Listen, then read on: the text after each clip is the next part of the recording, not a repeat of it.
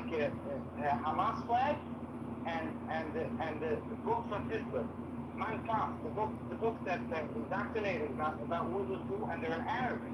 That's what they were teaching in the UNRWA schools there. The whole UNRWA staff in Gaza is Hamas. The whole Palestinian thing is Hamas. Everything is Hamas. The only way to do that is change the narrative. People believe what they want to believe. It doesn't make a difference what story the news will say. People will believe whatever they want to believe. I remember, like, years ago, my grandfather was like, the World War II can never happen again. In social media today, everyone would see, no one could just take people and kill them like no one can make. And we see what's going on in Yemen. We see what happened to the Jewish community. No one cares. It doesn't make a difference. People want to believe what they want to believe. If someone hates you, they hate you. The problem is in the indoctrination, the education. So let's talk about this. So let's talk about school. Linda McMahon, she got hired. She met with, literally her first week in office, the Qataris flew out because they have a very big problem. And I'm curious to know if he's ever worked on behalf of the Qatari government as a lobbyist. I forgot your hand up, I'll go right to you right now. We have to pass some. I thought Christopher Russo was supposed to work on this.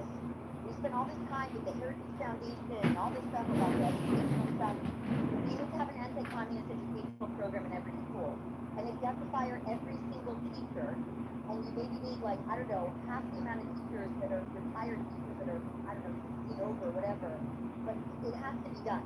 We cannot survive like this. We cannot survive the crazies. I posted videos today from Bruce Studios account where this live feed from what's the name? This weird university. It's probably all lesbian girls go there. Sorry, no offense for lesbians in this room. But what's the name of this university? And the crazy shit that they were talking about. I was like, who talks about this in university? And why is DSA representatives inside of the university with freshmen giving them a lecture?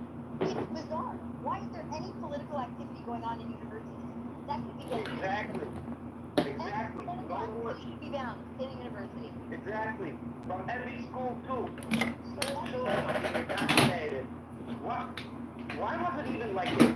Like if I would tell you 20 years ago that men should play in women's sports, you'd look at me, you'd call me a pedophile, and you'd send me straight to prison for 25 years. Yes. When I say today, it's like a debate. It's not a debate. It's stupidity. Someone explained it to a little kid that this is okay. So when they grow up with the whole mindset that this is okay, what happens? It becomes okay. It becomes part. This is what China. I just want to understand. This is what Qatar is doing. I just want to understand the social emotional learning component. How does the Qatari educational plan, where they send their teachers to get trained in Qatar, or they go to these camps, the teachers go to these training camps? Literally, if you guys don't believe me, look on my feed. The Arizona guy covers Arizona always for us.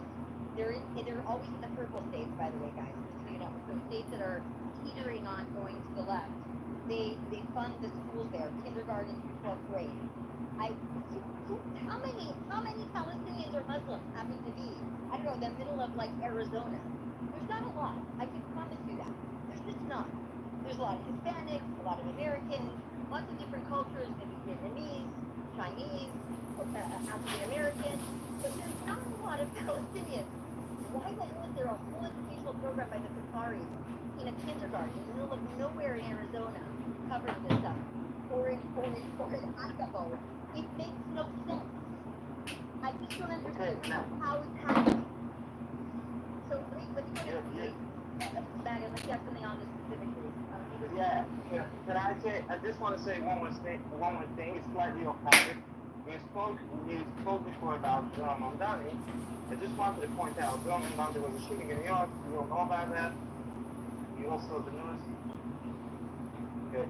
We all saw the news.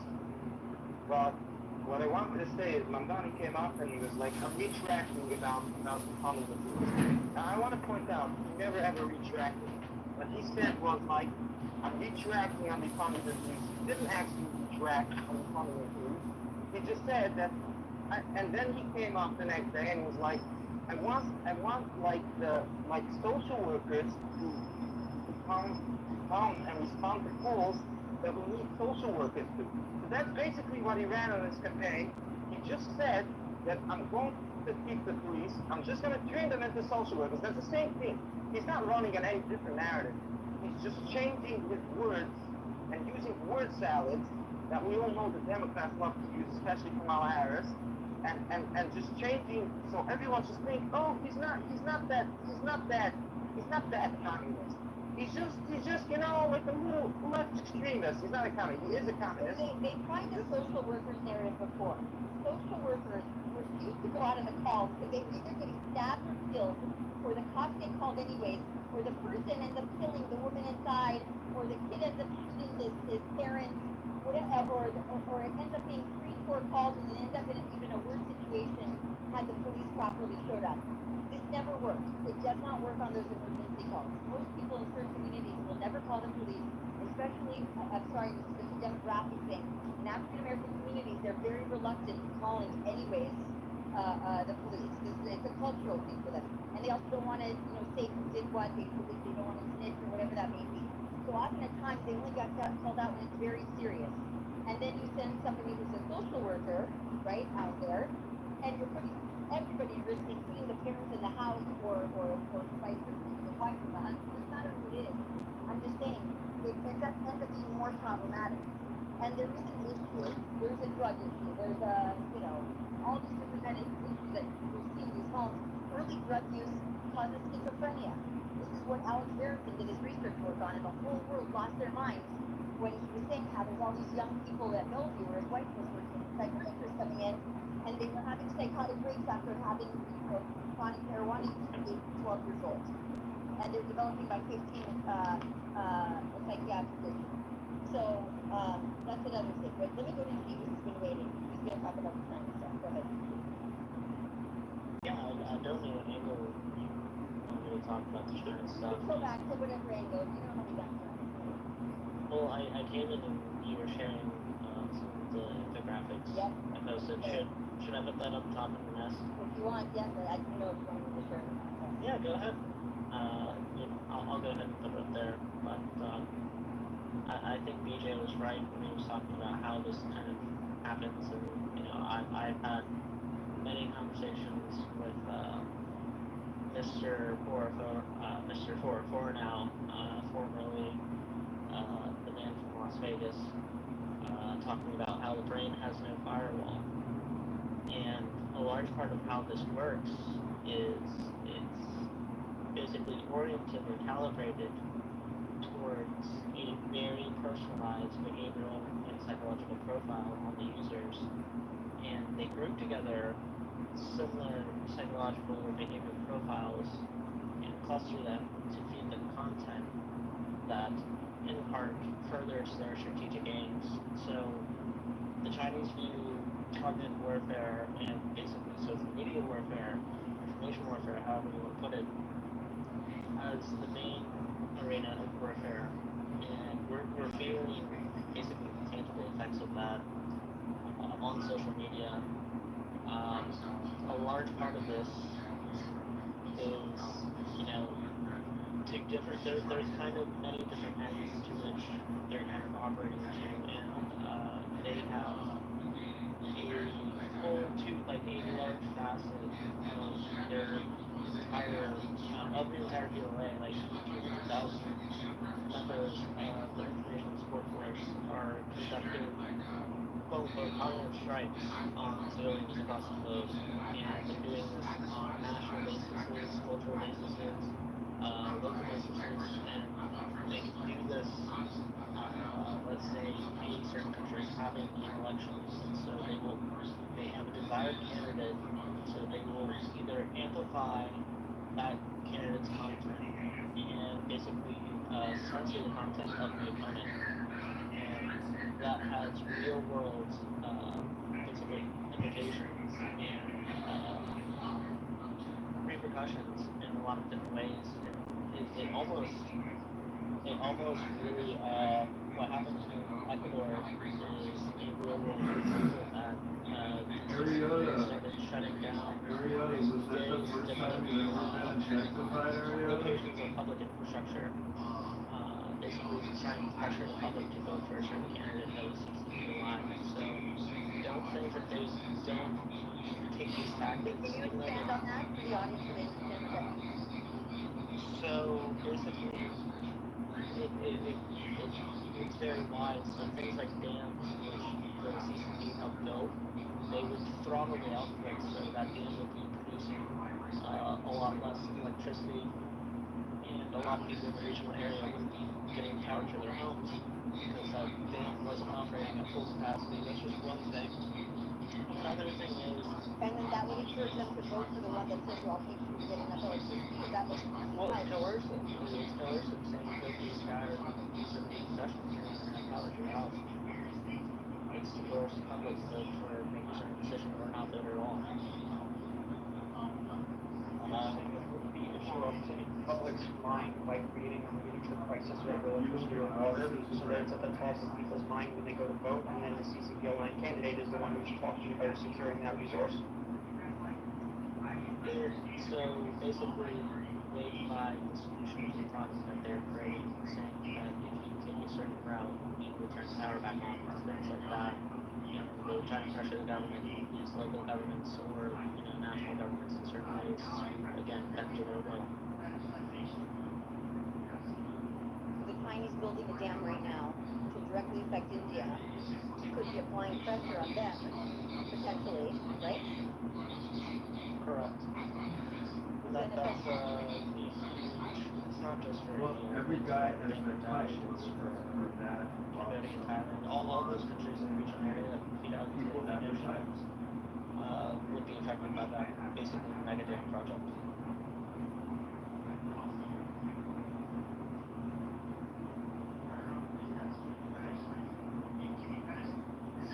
Do you remember back in May, India, basically one of the first things they did during the conflict in Pakistan was to shut off water flow to certain areas of Pakistan, which were relying on that water. And ultimately, China watched that, saw that, and is applying it to their own kind of hybrid warfare application against India. There's kind of their own regional dynamics between India and China. It's very much evolving at the moment. India is kind of instead of a hokey-pokey position, per se. Right. The reason why nobody talks about the India-Pakistan war is because there's no Jewish people. Or no Islam. Okay, it's crazy to say, but it's the reality. So, I think that war actually was one of the most overt and apparent examples of information warfare because there was not really a coherent picture of what was happening on the ground. And ultimately, the Chinese basically flooded information about it enough to basically flip it into a whole bunch of arms exports. And basically, now Iran's also looking at the J-10 and things like that because they think that a plane from 2004, even though it's has a certain type of airframe, that it isn't these needs, but again, The Chinese were able to use it as so they can do arms sales to Iran or to everyone, any country along the Belt and Road. They basically said, like, look at how well our weapons basically were during that war and how Pakistan used them. They try to make it perceived as if Pakistan crushed India and India was like basically getting hammered, but that was not really the case. It's really like that whole game was swimming the perception of reality, and because there was not a coherent picture of what was happening on the ground, they were able to take advantage of that to create their own picture. Does the U.S. know this? Does our Pentagon, does our DOD know this? this, we know this, media is very aware of this as well. If you look at the media on cognitive warfare, it's largely around, at least with respect to some recent confrontation, it's largely around basically how China manipulated information. They were more concerned about that than they were about the actual material outcomes, like the actual war tests and the hits from Pakistan. Yeah. And yet Army does not cover that aspect at all. It's not even in our nomenclature, in our U.S. Correct. Wow. Okay. So is that intentionally that we're not doing that? Like, 'cause, do you see what I'm saying? Like, is there an intentionality around that? I don't believe so. So Never thought were like this the military operation. Have you ever since been to 2019, the Chinese have been developing their own, and it's very holistic society, kind of involvement from unorthodox actors or unorthodox avenues for يعني تو بصير على خاطر الموضوع the way that they are conducting operations is large scale, شكل كبار كيف حلك يا رب different framework of operations, different kind of means of operation. I don't really know how to effectively characterize this so that people understand this. They have developed a craft in which they have operating principles. It's fully developed, refined, and they're basically, they have things such as terminology such as cognitive strikes. And cognitive strikes are conducted against civilian populations to basically have them adhere to a certain perception of events, of the course of events that furthers their strategic aims. Oh boy. Okay. Go ahead, Cyber, and then Pete. Cyber, are you there? Cyber, you there? Okay, go ahead, Pete. Hi, how are you? Good, how are you? Okay, question and a response. What were you reading when you were reading those steps? Oh, the it's PLA. it's G's infographic. Pete, do you want to put it in the upper bubble, or do you want to go back? I just put it up there. Oh, fantastic. Thank you so much. I'll go look for it. Okay, response. You're talking about the DSA at the university and how needs to help make that happen, at some point in time. Just throw that out there. Yeah, that's kind of what I would be getting out of that, which is why that all makes sense to me. This whole tentacle of USAID is just, there's so much to this nonsense. Endless nonsense is what this stuff is. I'm glad we're ripping it out slowly, but they're fighting back constantly. I don't know if you saw what I put out. Did you see what Darren Beattie said earlier about the censorship stuff? That they're just transplanting it and pushing it into Europe and then ramping it up in Europe so it still stays alive? It's pretty absurd. No, I missed Hey that. Matt,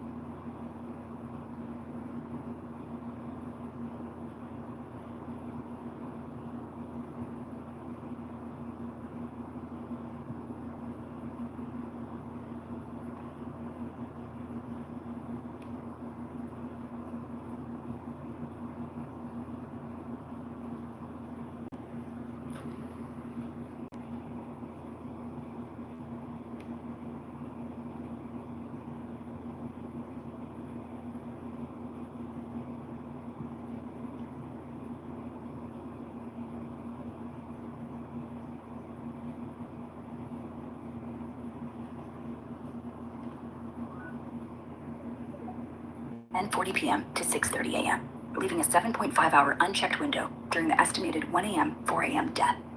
No public release of Barr's reviewed footage has occurred. Suicide ruling. Barr endorsed Dr. Barbara Sampson's suicide. But when you look at ESG, it's environmental social governance. Fuck you. You know, like all for like I love Ripple because they're so energy efficient with their transactions, but this fake Green New Deal, everybody needs to look at the. Be more U.S. friendly. Quite literally, this is their issue with Netanyahu, and they want Netanyahu to not act in a way that jeopardizes U.S. interests in the Middle East. That's all it is. That's really all it is. I mean, like I said, everyone who was speaking on this subject was correct in some way, shape, or form. We can't have both. Like, In what way? The reason why Netanyahu is so successful is because he's a ruthless, like really successful political animal. And and he understands the U.S. because he's from Philly, and he understands the people, and he understands all of this other shit. Like, yeah, no, I agree with you on this. So, but because he is like the Americans, he's not gonna bow because that's not how he is. And so you can't have both sides. Like it's like, you know what I mean? Like those two are very conflicting. You cannot have him be submissive and have the perks that he has. Those are completely contradictory. It's more nuanced. It's more nuanced. Like Israel is subservient to the U.S. However, Netanyahu does challenge and defy the U.S. because he's able to actually hoodwink the U.S. very well, which is what you were alluding to. But yeah, I think both can happen at the same time. I think that you need to sort of look at, like, we need to stop looking at Israel as Netanyahu's Israel and separate the two.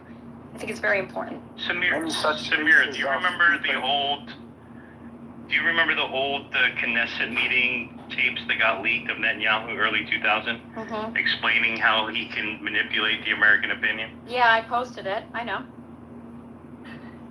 Yeah, just to confirm what you're saying. And you know what? Get this. So I just looked at a new poll just the other day, and Americans are, they look at Netanyahu very unfavorably. Majority support, at least, right now. So his manipulation isn't working anymore. Yeah, the polls are down right now, I think at 38% of Americans support Israel. That's the lowest it's ever been. So wait. No. Okay, once again, we have to separate Netanyahu from Israel because American favorability of Israel goes up when Netanyahu is not included in the question. Americans view Netanyahu. Yeah, it will for sure. It's a war against Bibi. Exactly. Sauce is 100% right.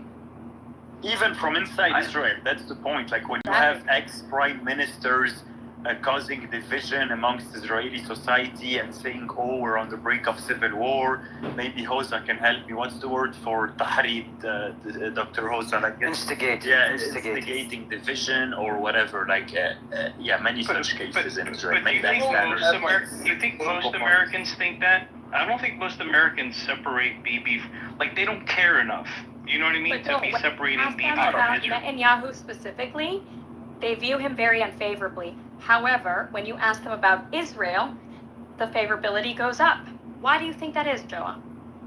Okay, I haven't seen that poll, but I'll take your word for it. So yeah, I can yes, I'm just curious of how much. They just look at Bibi like the leader of a political party. You gotta remember, this is America. So we just look at everything like political parties or movements or, it's just like a different flavor, like a Bernie Sanders or a Elizabeth Warren, or Ted Cruz or whatever. It's just a different flavor of Israeli politics at the end of the day. That's honestly how most Americans look at it. Yeah, and I think, this is obvious, this is a fact, this is reality, that they want to scapegoat Netanyahu to whitewash Israel's image. Basically, Mira, the West loves to use Israel to do the dirty job, destroy those terrorists, Hamas and Hezbollah and whatever. And then when Israel actually sends... I didn't dabble deep into Satanism, but I researched it. Really, and I got the 411 on that if you want to hear it. Well, one more last thing is anyone who sees that image of Lucifer, he has his arm over his eyes and he's all mad, that kind of image, those people are Satanists. Absolutely guaranteed to be Satanists. Stay the fuck away from them. Satanists are the most Jewish out of all of the other Abrahamic religions. Well, the two, but anyway, go ahead.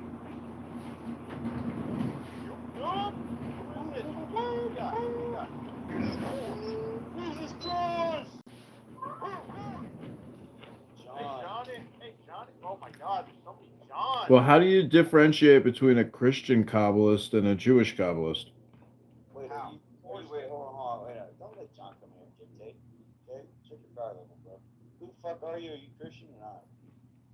Yeah, Jesus is King and Lord of the world. Wait, are you an actual congressman? Hang on. Hey, boys. Need more ammo to warm up tonight. He's been rusty. I mean, I've heard that the snake in the Garden of Eden was Jesus.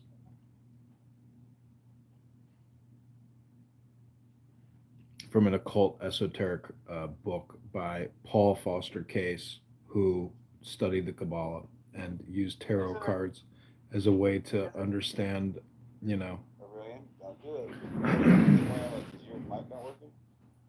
No, I'm here. I'm trying to understand what this guy's. Be bored, bro. This guy doesn't get the girls wrong. I don't understand. So is he a pro white guy? Like, I don't. He came in here and he's like talking about snakes. Yeah, look, I think the title threw him off. Oh, okay. All right, it worked. Okay, good suggestion, Ryan. John, are you pro-white? Yeah, white is a beautiful color. Are you white yourself? I'm my father is Jewish who converted to Christianity. I am a Mischling according to the 1939 Nuremberg laws. So I'm technically a halfling. I'm half Jewish and half Goygious. My mother is a Christian. Goygious? He said Goygious. All right, tell us about Jesus being Jewish. Let's hear your or not Jewish. Sorry. Well, interestingly enough, I got baptized by a black man in a pool at the YMCA. Explain that one to me. Can black people love Jesus too? Yeah, I think they can. I think all the people in the world can love Jesus. That's not my problem with it. But can you run me through why Jesus is Satan? I love this stuff. I love hearing this stuff. Well, not the Satan, but I think people confuse the snake in the garden with Satan when that was technically the Messiah, aka Jesus Christ.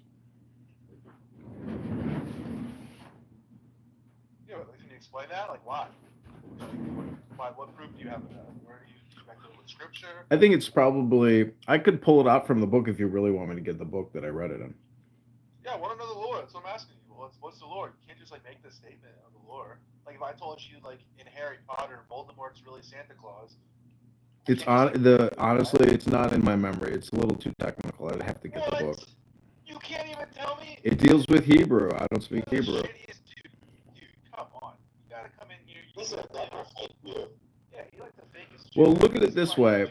Well, then let me just put it in my own words. If Jesus Christ was the snake, that was him engineering his final glory and victory, at his own sacrifice. So he couldn't turn Adam, but he was able to turn Eve.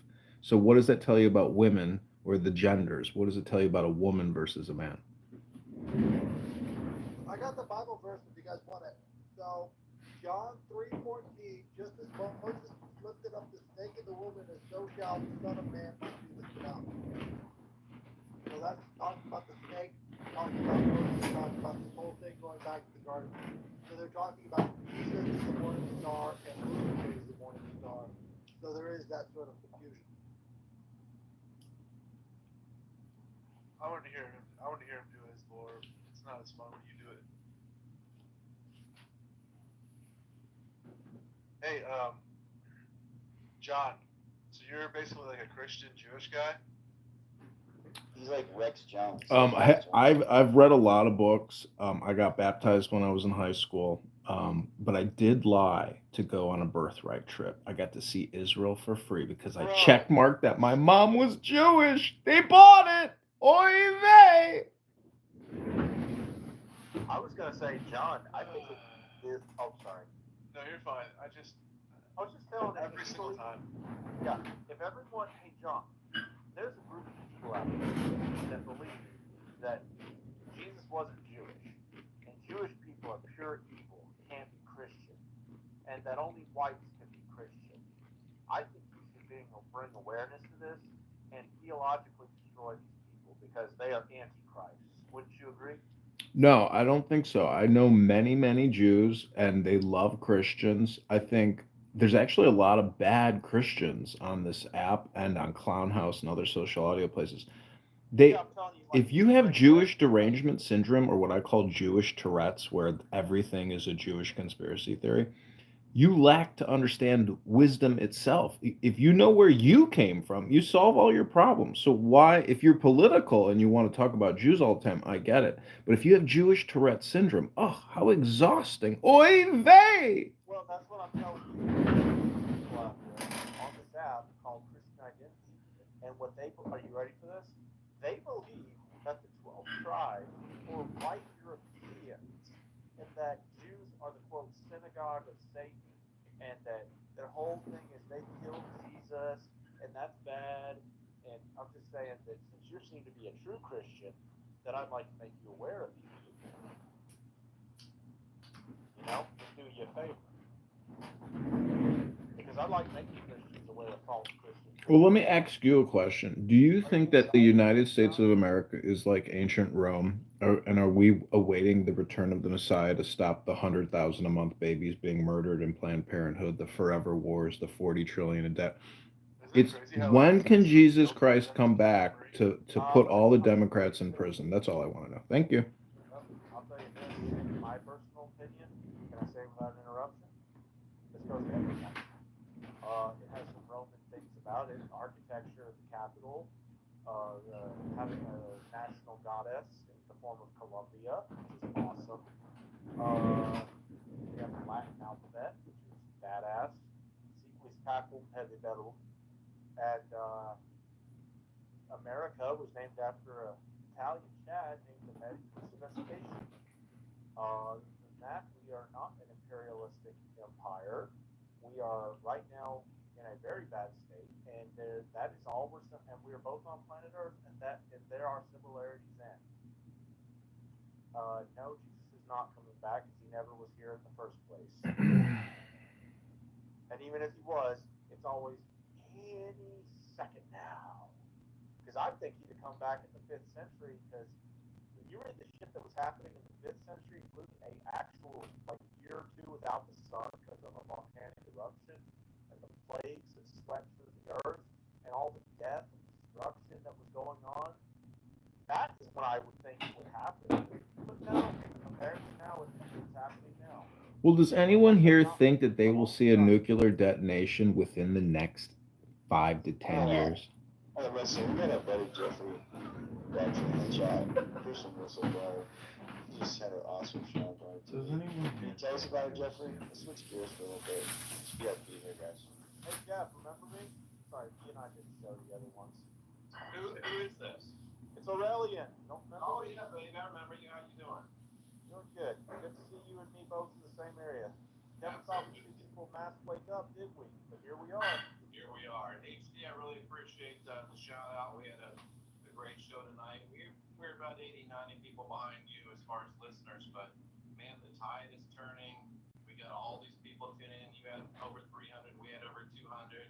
Man, the message is getting through, and I salute you, HD, for helping make this happen. And I gotta believe we're just getting started, baby. Yeah, if you guys don't know, Jeff is going to be going live on goingtv.com, and he's going live tomorrow night at 9 p.m. Is that Eastern? That'd be 9 p.m. Central, 10 Eastern, 7 Pacific. So mark your calendar and be sure to give him a follow right now. Many years as a minister, correct, Jeff? 20 years full time, 5 5 years part-time. So yeah, a long time. And it has to be said, I knew probably at least 6 years before I left that I should have left, but it took me longer to sum up the integrity than it did to UHT, but hey, at least we both got out, right? Yep, absolutely. And again, I got to make a public apology to Jeff because his streams were tampered with. They knocked him off. Well, not they. Unrolled, knocked him off the homepage, knocked me off the homepage, knocked Paper Jesus off the homepage, deleted all Paper Jesus. Thank God we figured out who the fuck was toying with it. Gosh darn Christian. Gosh darn it. Yeah, proves our point. Proves our point. It just means that we're winning this battle, HT. You're a big part of it. It's great to be fighting alongside of you. We spent some years fighting against each other, but hey, here we are, hugging it out, doing some work, getting it done, baby. Let's fucking go. Let's go. So if you guys haven't checked out Jeff, I mean, he's just a big, bright mind and a class act. And he's got a nice wife, too. I've met him in person. We had one for dinner together with Tom Bowie, Zach Logos, and all the guys that knows out there that I'm friends with. And just a great time. It's awesome that we do these spaces, but it's even better when you do it IRL and you have a good time. And be sure to check out Jeff, give him a follow, and also get in his live chat on Going TV and support the show. And we appreciate your white power. Take care. Like just right before he left, Jeff and I did a show together when we were with that renegade guy. And Jeff and I had a lot of good conversations about anti-Abrahamism, and we were ranting about how stupid everyone was, and like wake the fuck up. And Wait, you don't like Abraham in the Bible? I think he's a pretty cool character. no, I know, right? I mean, I totally heard a voice tell me to kill my son, to prove myself to that voice, and people worship me now. Oh wait, no, I'm actually stuck in the hospital. They for some reason they put me in a straitjacket, man. So do you think abracadabra came from Abramelin, the sage, the mage, the magician? Do you think there's magic tied up in all this religious stuff? I mean, I'm just gonna tell you this: when your Bible tells you that you have faith the size of a mustard seed, you can tell a goddamn mountain to go hurl itself into the sea. That ain't magic. There ain't nothing. It's literally just spoken magic. So it's funny that Christians spend thousands of years, I'm gonna rephrase that, hundreds of years burning women alive for quote magic when their whole book is full of it. It's basically don't do magic without Yahweh's stamp of approval. So it's a Yahweh industrial complex. Pretty much. And I gotta ask, what do you think of people who burn Bibles and crosses and stuff? I'm not talking KKK folks. I mean, like just throwing them in a fire pit. What do you think of those people? Are they hellbound sinners?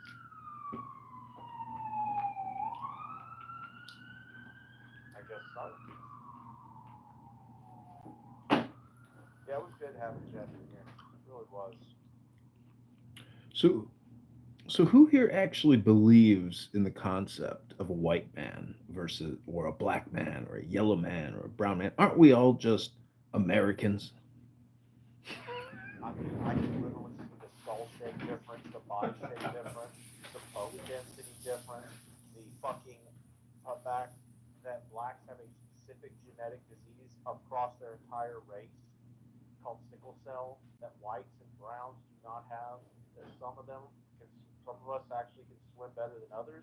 And I can also look at history and see the difference between Europe in all its forms and all of its ethnicities and nations and Africa and the Middle East, and I can see that one is far, far superior at making stable, sane, industrious, advanced, progressive nations. One is lesser, far lesser, but at least they can make something, which is brown. And one was so goddamn primitive that they didn't even have a fucking wheel when we had guns, which are the blacks. So, yeah, we are different. And if you read the Naturalization Act of 1790, this was a white man's country, meant for us, built by us, for us exclusively. So, yeah, there's a big difference.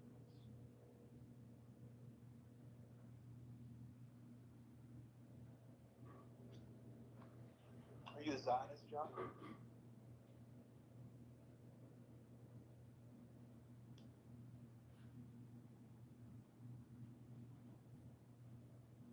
John. You there? He just got the call from Tel Aviv. Apparently, I wasn't kosher. You just called me?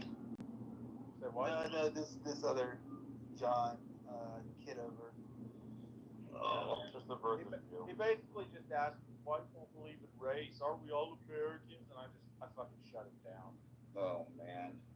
So basically said, long story short, between whites, browns, and blacks, one race and the smallest continent, or at least the second smallest, was able to create everything you have today.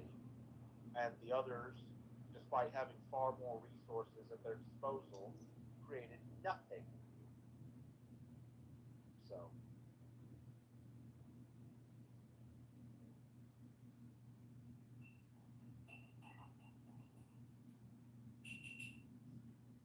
Good for some Christian blood. Oy vey, HD wants to kill white people! Just kidding. No, cool. Come on, guys. We've totally toned it down. We've had such better etiquette in these spaces. Not jumping down anyone's throat anymore. Exactly.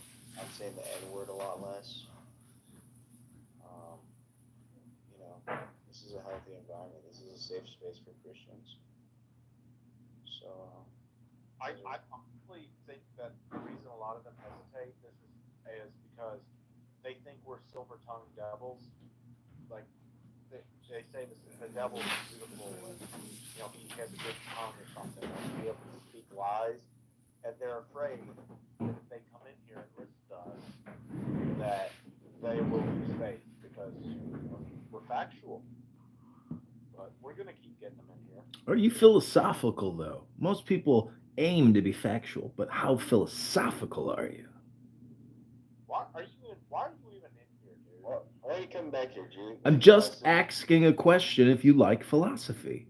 So you want us to get blended into like a nice mocha cappuccino color? Is that what you're saying? I'm about to have an espresso. I bet you are.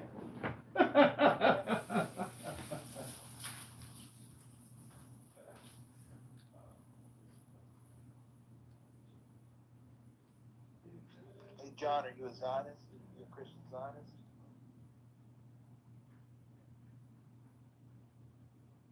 I think. Ew, wait. If you look at John's photo, he looks like a gross Jew. Like, just look at him. John, you're ugly. So I'll let you know. He's the younger dude in that picture, right? Yeah, he is, like, super Jewy. Like, bad genetics, John. I think he's just here to derail the space, honestly. John, you're hideous. Someone needs to shove you back in your Yenta's mom's vagina. Because you are hideous. Okay, we need to deal with that better looking people on the panel here. John, your tail will be up here. Your Yenta's mom's vagina. Because you are hideous. Okay, we need to deal with that better looking people on the panel here. John, your tail will be up here. We're going to remove you. He's hideous, guys. MMA Groiper. I see a Groiper in here. Let's go. I got kicked for being What's ugly? up, man? Mexican Groiper. Let's go. What else we got here? Born here. Let's go. MMA Groiper. Who else we got here? We gotta start calling out the accounts, guys.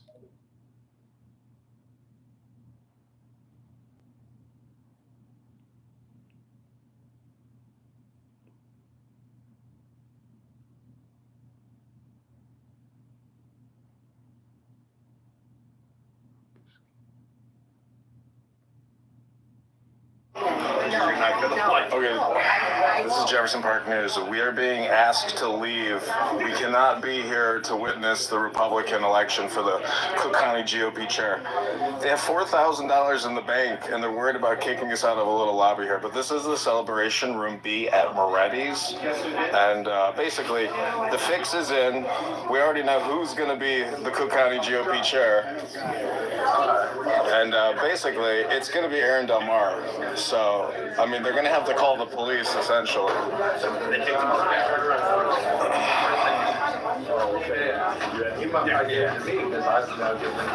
They're going to go try to find the manager, I think. Or not. Maybe they just don't care.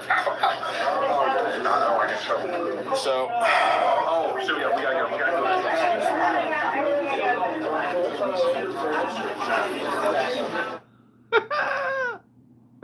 we gotta go. What was he getting all paranoid about?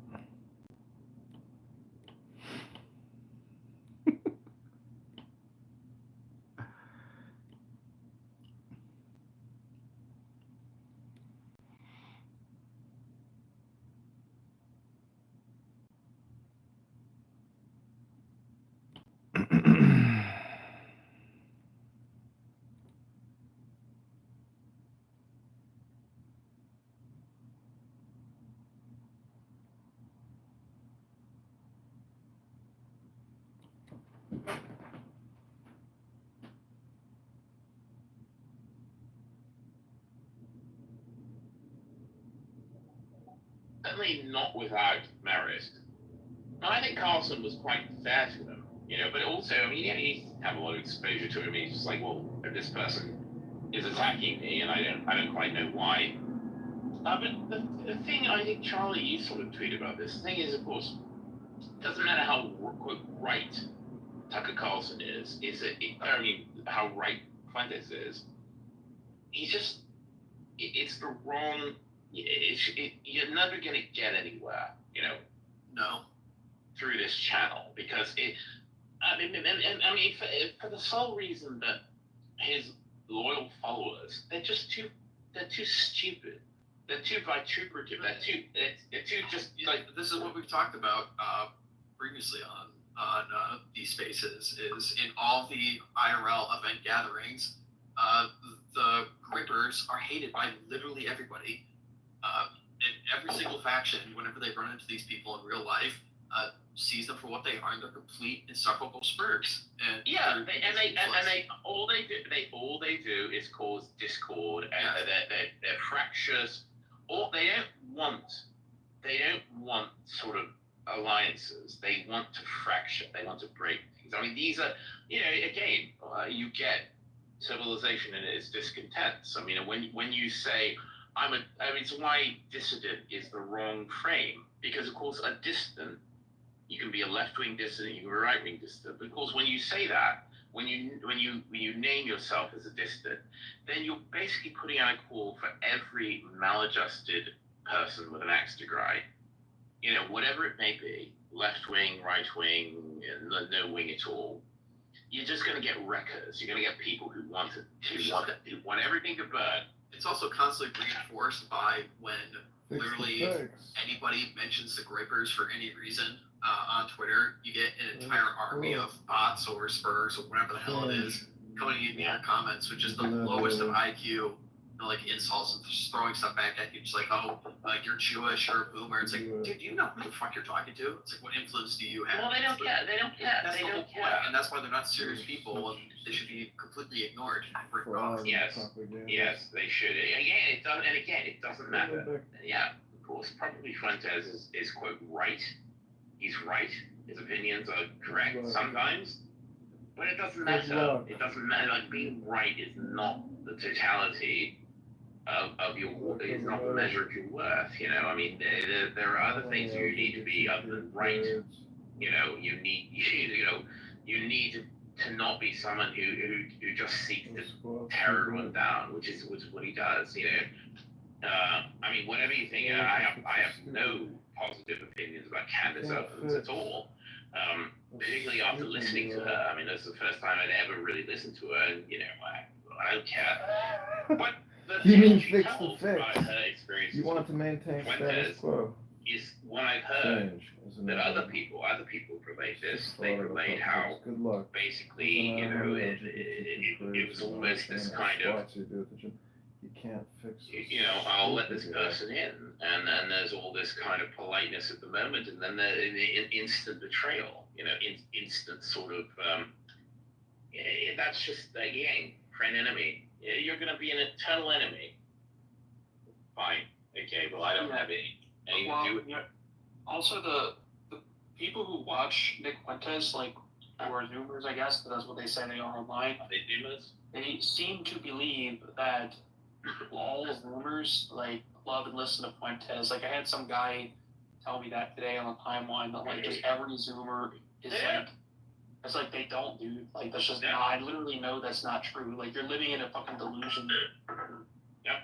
I'm nuts. Yeah, it's a bit weird. I saw AA tweeting about Tucker's strategy to win, what he has to do, and it's like, there's no way he believes that shit. Like, Tucker does not have to have Fuentes on his show in order to, like, survive. I cannot believe AA actually believes that. Well, He himself is very experienced in just picking fights with people, like, for no reason, and then just, like, pretending like it never happened. For some guys, it's literally what he does to like, increase his traction. It's like Tucker can be doing the same thing. It's like, I don't know. I think AA, this is one of those things where, this is like basic Machiavelli stuff. Like, AA is saying what has to happen is like what he wants to happen. Like, he wants, you know, Fuentes to go debate Tucker because, and then it's gonna justify like why that has to happen. But he just doesn't. I mean, there's no reason. Tucker can literally just ignore that. He's so much bigger than Fuentes, and it's not even close. Wow. And this illusion that Fuentes is like this immensely like really popular guy, it's just ludicrous. I don't see it play out in real life with people who are actually like doing stuff in the scene. And I agree with Charlie. I really couldn't believe that this was the statement. And it's interesting seeing all the characters that are, you know, tweeting about like, oh, well, they call him gay and a Mexican, but they don't call him wrong. It's like, no, I call him all three. And it's all the characters who are just non-Americans. It's Canadians, it's Europeans, it's everybody who's like not in the States who somehow thinks that Nick Fuentes has an amazing presence in the United States. He can't even draw a capacity crowd. Amazing thread was about his own events. Yeah, and it's true. It's like the by the way, look, that they did. They got like 100 people. They had a fucking cancel. Would you see events of more people that show up than Nick Fuentes? Yeah. Now we've got viewers. It's we got Sneeko, we got some Muslims, and we got some that's brown no people. problem. Well, there's this whole theory selling about Nick Fuentes, but it's like, we're actually here. Yeah. And Speaking of interacting brown, with people on the ground. what? Speaking of brown people, look at the jumbotron. Look at this. Look at this. Look at it. Look at it. What is going on? What happened to it? I can't see it. I gotta pull it up on mobile. The fucking jumbotron is broken on PC still. For What happened to him? What happened to him? Oh. Yeah, I don't know. I mean, but yeah. He's telling the kids about, warning about confidence. Do you actually do anything? Yeah, I mean, this is everything. It's the wrong side of the fight to be on. Like, there's kind of no reason to pick a side. Certainly no reason to side with Fuentes. I don't know, for some reason, yeah, this just seems common among foreigners. And then, like, I guess black people is like the American thing who I take seriously. Right, people. For some reason, is with Fuentes. But these people are hated and irrelevant, and they can't possibly make Tucker gay or anything. Like, I don't know, what are they saying? Like, he may or may not, like, fully be honest about his connections to the CIA. Like, no shit. Wow. Yeah. Amazing discovery that Tucker might not be entirely honest about whatever his family's intelligence connections are. I was also noticing, like, people were tweeting about this years ago, that picture of him with the Contras, like, that was being tweeted about in 2023. Yeah, it's like, noticing and Brad, I saw you bring that tweet up, Charlie, that Brad tweet from over 2 years ago, and it's just what is old is new again thing. And it's the same thing we were talking about the other night with fucking Black Hill going after Tucker for the Kabbalah bracelet. You know, the Kabbalah, the string, yeah. Like, really, Hilariously, of course, if you watch the entirety of the Candace Owens thing, she spent like 15 minutes talking about Kabbalah, talking about the evils of Kabbalah. So I don't really think Tucker Carlson is immersed in Kabbalah. And listen, whatever. I mean, fine. You know, his father was a spook. Maybe he's spook adjacent. But I mean, he talked about this again. He addressed this directly in the Candace Owens thing. He said, "Look," he said, "people believe me. I don't care. They don't believe me about my family, my father, my relationship with my father. Fine." But he said, "How can you?" I mean, he said, he said, "I got really upset." He said, "I'm viscerally like disturbed when people say that he's an agent, that he's a tool of the CIA." Because he said that the CIA, I mean, if you listen to anything that he said, I mean, he is very outspokenly like critical, like deeply critical of the CIA and the CIA's mission. This really is one of those like watch what I do. Yeah, exactly. I mean, fine. Obviously, allegiances in the past, it's certainly possible. I don't know, and I can put anything past any of the intelligence agencies, but I maybe I'm a sucker, but I do believe him when he says, you know, I'm seeing the light, you know. Yeah, the other thing I mentioned too about this, and I talked about this the other night, is I really dislike how people were just expecting Tucker to throw his deceased dad under the bus. Yeah. Well, it's like, what? You, like, random internet anon person, you know, like, there's such a thing as, like, honoring your parents. I know a lot of people have, like, dysfunctional relationships with their family and stuff, and, you know, don't really think in these kinds of terms, but, you know, just like, well, what is Tucker supposed to say, like, about his deceased dad? You know, like, well, what would he actually have to say that would satisfy these people? And it would just be nothing. Yeah. I don't know. But of course, and the thing is, of course, they don't really like most of these people. They don't want explanations. They don't want they just want to take people down. They don't care. You can kind of tell on a lot of issues like this the substance of the criticism. It's like, oh well, what are you like really trying to get to here? It's like their argument is that, well, Tucker says XYZ thing about his dad, or didn't say anything about his dad in this case, therefore he's untrustworthy, therefore we can't listen to him, therefore he is controlled opposition, or whatever these like retarded terms that people are throwing around now at this point. It's like cope. It's like the term is just completely wasted at this point because it's devolved of our original meaning. But it's like, so there's nothing really substantive of your claims here. It's just discredit XYZ person for what is obviously ridiculous reasons, because nobody else in our entire thing is even talking remotely as half-based as Tucker Carlson is right now, and consistently for like the last 6 months. Yeah. So I mean, only Nick Fuentes ever talked about Jews or base stuff or anything. You know, there's no other way to hear about that unless you're listening to him. Tucker Carlson couldn't possibly be like doing that because only Nick Fuentes does it. Yeah, right. Except of course, all I've seen in the past like month is like Israel MAGA boomers going after Tucker Carlson as being an agent of Iran and hating Israel and whatever.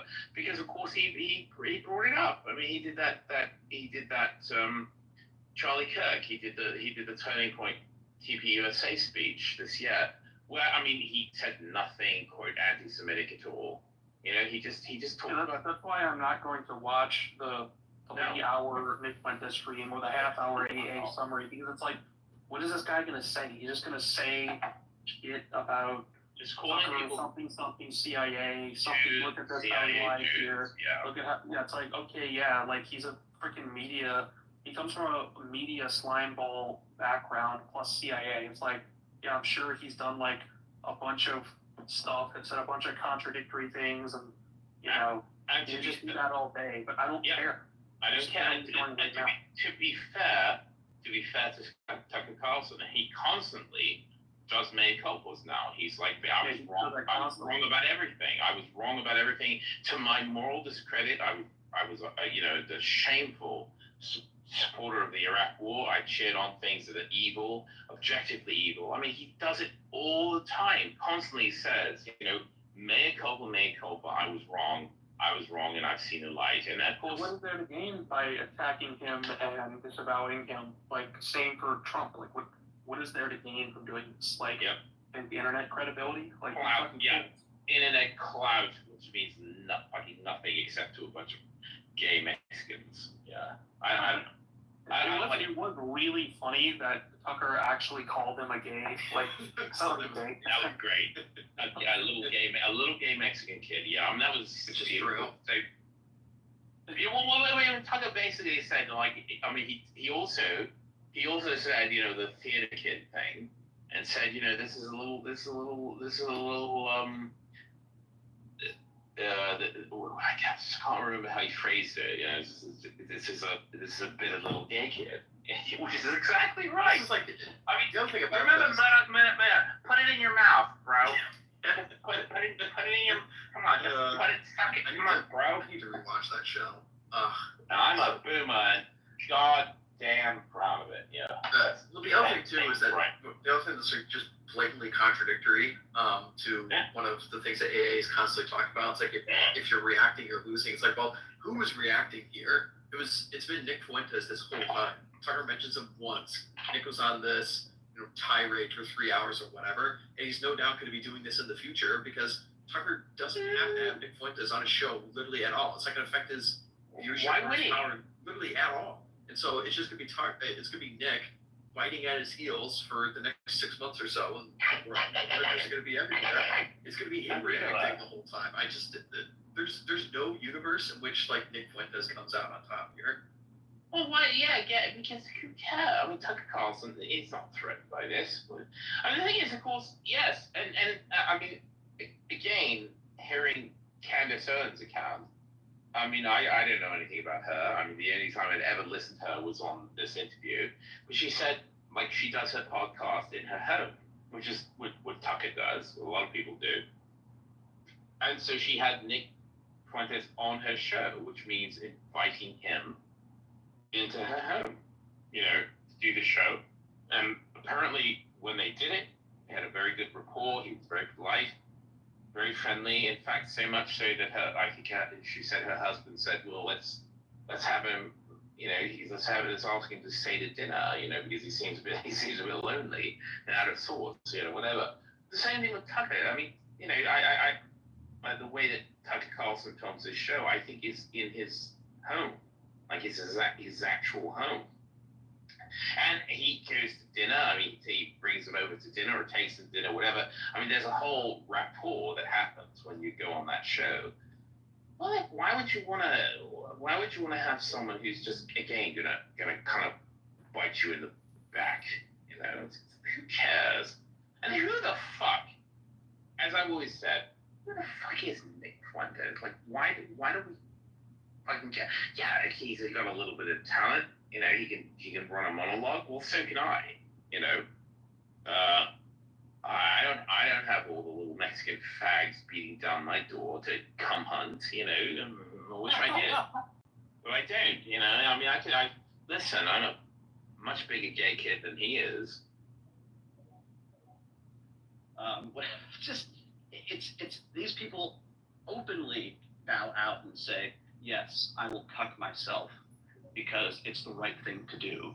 And that's just stupid. And the Democrats have your right. You're exactly right, Box. And they hurt themselves so badly with their talent by doing that. But they deserve it. They deserve it. Because they created the Exactly. But it's still their messaging. I mean, you look at Josh Shapiro, who was supposed to be a favorite, like, last cycle and now going into 28 potentially as a front runner, like, he's still posting tonight, no matter what you look like, where you come from, who you love, or who you pray to, you belong to Pennsylvania. I'm sorry, it wasn't tonight, earlier today. Right. Like, no one cares. Like, fix your fucking state.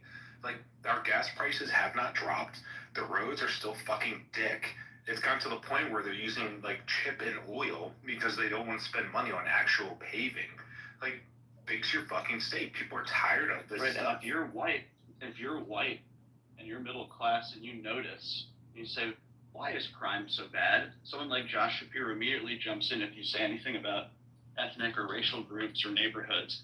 Wait, that's racist. Let's not be like that. So, yeah, you're one of the people that want to burn down the mansion with me and my Jew family in it. Yeah, you can't do that. Same with Krasner. Yeah, he's Jew adjacent, so you can't criticize him either. Like, people are catching on to it. That's why the AG is fucking red. That's why, like, the legislature, like, the next time around, people gave them a little bit more than they should have, and it's going to shift back. If everybody realizes, like, we fucked up with the legislature, we need to actually show up next time. Like, it's changing, and these people aren't catching on. This guy's a front runner. Go ahead, like, go hang yourselves, please. The thing with Trump that's scaring them is it's not what Trump's doing, it's the climate that Trump is functioning in now with this change, like you've talked about. People are like, okay, whatever, a wee bit of diversity, fine, but like, I want now, like, the people in charge of my law enforcement, the AGs, all these people need to be conservative and traditional values oriented, not about stuff we talk about, but about law and order. Like, a criminal's a criminal. They must be prosecuted as such and not released early just because of a skin color. And I think people are like, yes, we need traditional law and order candidates. I want you to see Vivek Ramaswamy's, like, I think I read it like briefly. I didn't read the details, but he's still speaking like black families and white families. It's like the liberal policy. Like, it's nothing to do with like race or skin color. Like, he's still doing it, Vivek Ramaswamy. But that's the thing. Like, the way Republicans have shifted, I don't think they're that far away from whatever Shapiro said, to be honest, right? They're not that far away. Maybe they'll throw in a little bit of the faggotry, but in all the other stuff, they're like, your skin color doesn't matter, your culture doesn't matter, as long as you love America and you love this country. Like, it's just that. They both do that. That's where, like, you get the overlap. Yeah, I would disagree because Ramaswamy is not representative of like the Republican Party. Like, he's not even on Fox anymore. Like, he's not even like a spokes character of the administration or like the GOP as a whole. He's kind of an outlier in his own like little world of still trying to stay relevant while it's like falling into irrelevancy further and further. Like, I'm not seeing that like at the state level so much, like this race stuff on the Republicans. The Republicans right now are kind of just in unison that we have immigration matters to address and we have crime matters to address, and that's our like main emphasis. Like, there's not really a fixation so much on race or this coddling to tokenize blacks so much anymore. I said it's how it was going. I think MAGA. It's how it was going, yeah. But when you even have like people with the Daily Wire, like fucking what's his face with like the facial hair and the lumberjack shirts all the time, like when he's even like talking Matt Walsh, then I wouldn't say they're mainstream, but they're closer to like the broader Republican base because they have that kind of like, I don't know, that stuffy like pro-Israel kind of approach. Like, a lot, even that has changed significantly. So that just prompted something. I do think it is age distribution and sort of your general socioeconomic background, but I do think older millennials who are conservative would sort of gravitate more. And I don't like using these spheres. It is sort of like left, right, but for the Twitter brain, you'll understand. I think most of the people who are IRL normies tend to linger in like the Baptist outlook. And I think online conservatives, especially if you're younger, like a Zoomer, you'd be more in the Groyper outlook. I'm gonna be honest though, nobody knows, like, Baptist is like a term that like I haven't even heard until a few months ago. I think it's a little more than that, but like it's appropriated basically. That's fine, but like I think like the Western paradigm is flawed, but it's the best, and these Africans shouldn't be yelling at me. And it was not really about Israel, this or that. Israel's become an issue since October 7th. It used to be an issue in the spaces when there was some brouhaha in late 22, early 23, with Israel, and it was a thing, and then it when I was disappeared until October 7th. Yeah, when I was in spaces with you guys, I didn't even talk about it before October 7th because it wasn't even like a thing, honestly. Yeah, Like it wasn't among the Jews wasn't really a thing other than with very niche people who were like, I don't even know Boxing was a Jew, and I was looking up for him on YouTube. And once they started talking, I started calling them faggots, and I don't regret that, because they are. I'm not saying this because they are Jews, but because they're stupid. With all due respect. Regarding, I have an opinion, and if you would allow me, Zach, I'm going to give my opinion about internal.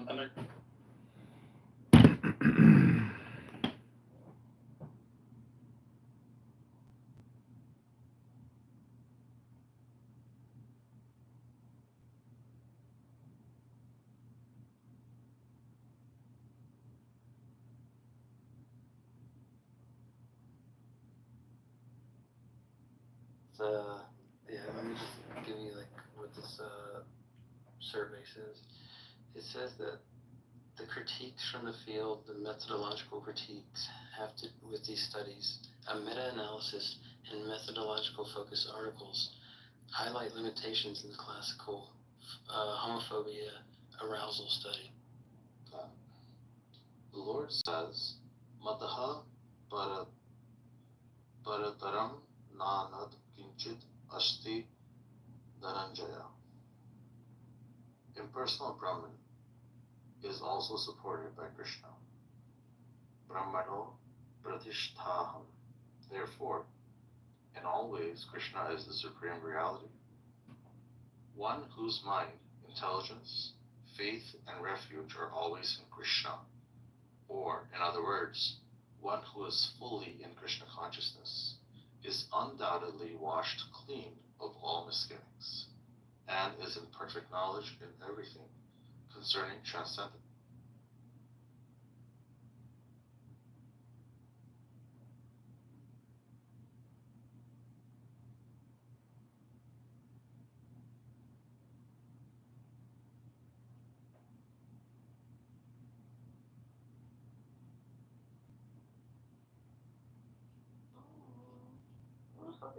Baby. Johnny O. Emma.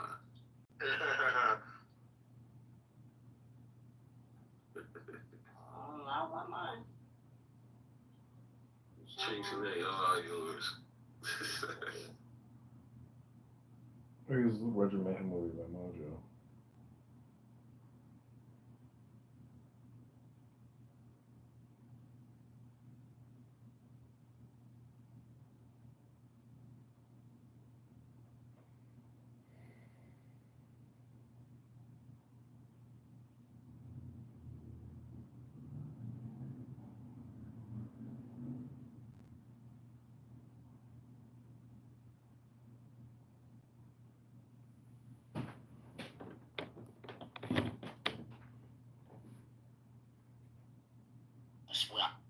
Bye.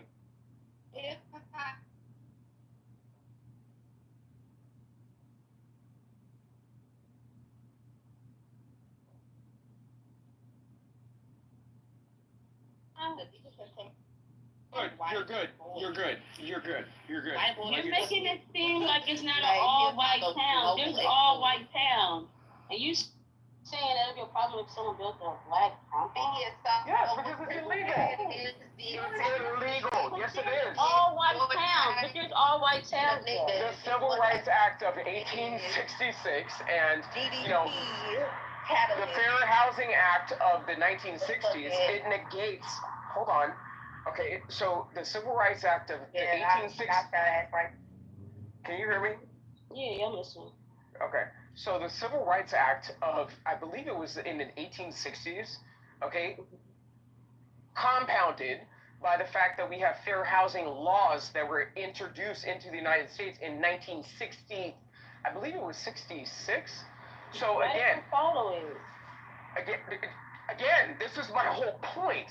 To somebody to have like an ethno micronation within America, that's inherently illegal. No, that's they have it though, Dr. Adams. That's just freedom in action. Who is that? It reminds me of that movie Greenland. I know it's very random and a little niche. So let me ask you a question. Do you think that genetic lineage is a protected class? I don't really know what that means. What is the source of genetics? No, but I'm saying as far as like race, religion, gender, and all of the other things that the Supreme Court has thrown into what is federally recognized as a protected class. Do you feel like lineage is a specific protected class in America? Because it's not. It's really not. So that was the only pathway that the Indians had in creating their reservations. They had specific legislative carve-outs to be able to create that. Black America does not have the same justification. I'm sorry. Well, that's because we're all Americans. And whether you're brown or white or yellow or purple, it doesn't matter. We're all Americans. Okay, John, we want you here. Okay, we really want you here.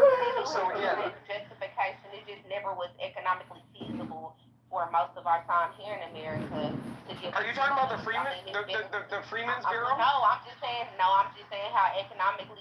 The Freeman's Bureau. Okay. No, nigga. What I'm saying, what I'm saying is, it wasn't economically feasible to free your fucking working class.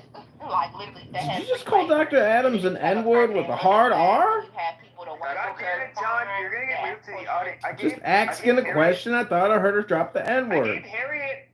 Okay. God damn. I gave Harriet.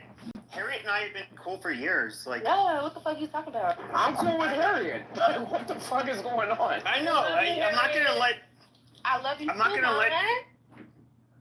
Like, I moved him down. Like, just quit fucking with her. Let her speak. How dare he do that? And in that weird voice. John, we know you have a regular voice. Why don't you use it in here? Yeah. He always uses that voice here, but sounds regular in other rooms. Exactly. Bring your congressional voice, John. Like, what are you doing? Bring your congressional voice. Yeah, what's up, Craig? Weirdo voice.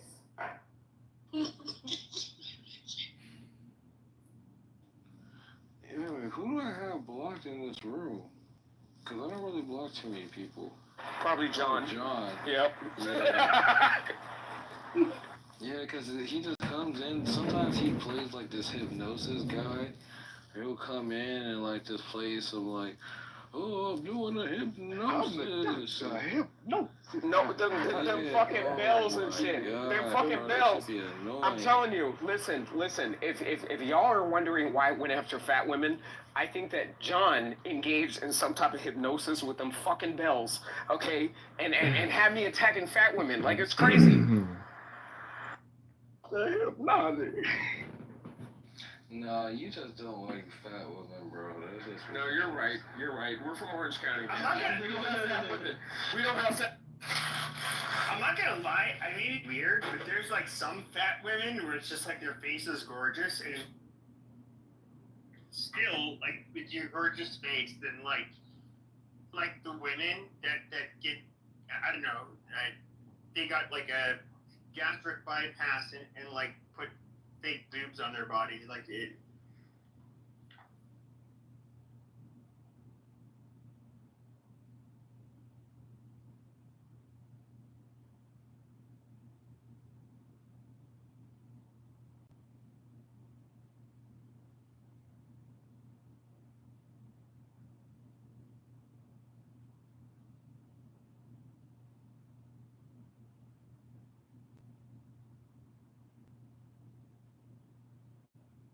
Yeah, it strives yes. Truth yourself, my God, teaching me to the truth to myself, not let me be swayed by the approval or the disapproval of others. Let me learn to depend on no one but you and to look nowhere but within to come to know my true self. Listen, you can make anything up you want. That's not making it. Those are measurements of the sky. No, that's measurements of the sky. Like if I say, yo, yeah, I know. Hold on. See, this is what I'm saying. Every single time I go to refute you, you just interrupt. When I say if you have direct measurements of the sky, then you say, oh yeah, we can measure parallax, right? We can measure a rotation like Michelson-Gale, who measure the sidereal rotation due to the interferometry that aligns with the sky, right? We have different things aligning with the sky, but we're looking for direct measurements of the Earth, like if we were going to use interferometric measurements to see orbital motion, and they could detect this along curved paths and linear paths. So when you say parallax is evidence, I will agree that it's evidence relative to something else, right? There is parallax position change, but it's not exclusive to heliocentrism. So isn't? What is parallax? I don't know why I'm getting muted, but if it's not, it's just your position relative to distant stars. You see the stars shift. So It's either because Sacred, let me ask you a question. This is just a basic diagnostic. What is 100 times 1,000? 1,000 plus 2 zeros. So what is 500 times 1,000? 500 plus 3 zeros. So what's the I don't final know what number? this has to do with anything. What we're talking about. It's just bro. a diagnostic question. I'm just trying to Yeah, figure out how good you are at maths and stuff. So. Yeah, regardless, let's just assume that I suck at math. That's why I asked PhDs to help me out with some of these things that I don't know. And they all have not provided any direct measurement of Earth's orbital motion, and I'm saying we should just consider Well, it. it's a little bit trolly to ask such questions, but it's not completely like out of like there are some simple things. Like Sydney asked a question the other day that I thought, he was like, hey, 8 times x equals 24, what is x? And like literally no one in the flat, there were like 20 people in the flat earth room and nobody did answer. No one was willing to even try to answer. They ain't like three. And it was, well, God bless you for knowing that. But like there is this like simple prerequisite, on some, like if you can't even address certain things, maybe we shouldn't be having this conversation. But thank you for guessing or knowing that it was 3. That is nice. But like literally, I'm glad that don't apply to me, so that's why we didn't really get into all of those. Many of your comrades could not even answer that. So yo, that's so funny, Hero. Someone sent me a clip of the Globe Earther live over there house, and they were saying that the sun is 4 times as far away from the Earth as the moon. So it's funny because it is some. Yeah, I don't agree with that either. I'm just telling you that's what the Globe Earthers were saying. Someone sent me the clip. I'll play it for you if you don't believe me. It's crazy. But it's not just what I'm saying is I don't think we should just attribute ignorance to a person's position on what they believe the Earth is, because there's ignorance everywhere, right? There's things that I don't know that you guys can teach me, and there's things that you don't know that I can teach you. Now, if you believe that, I applaud you. If you don't believe that, I think that's ignorant.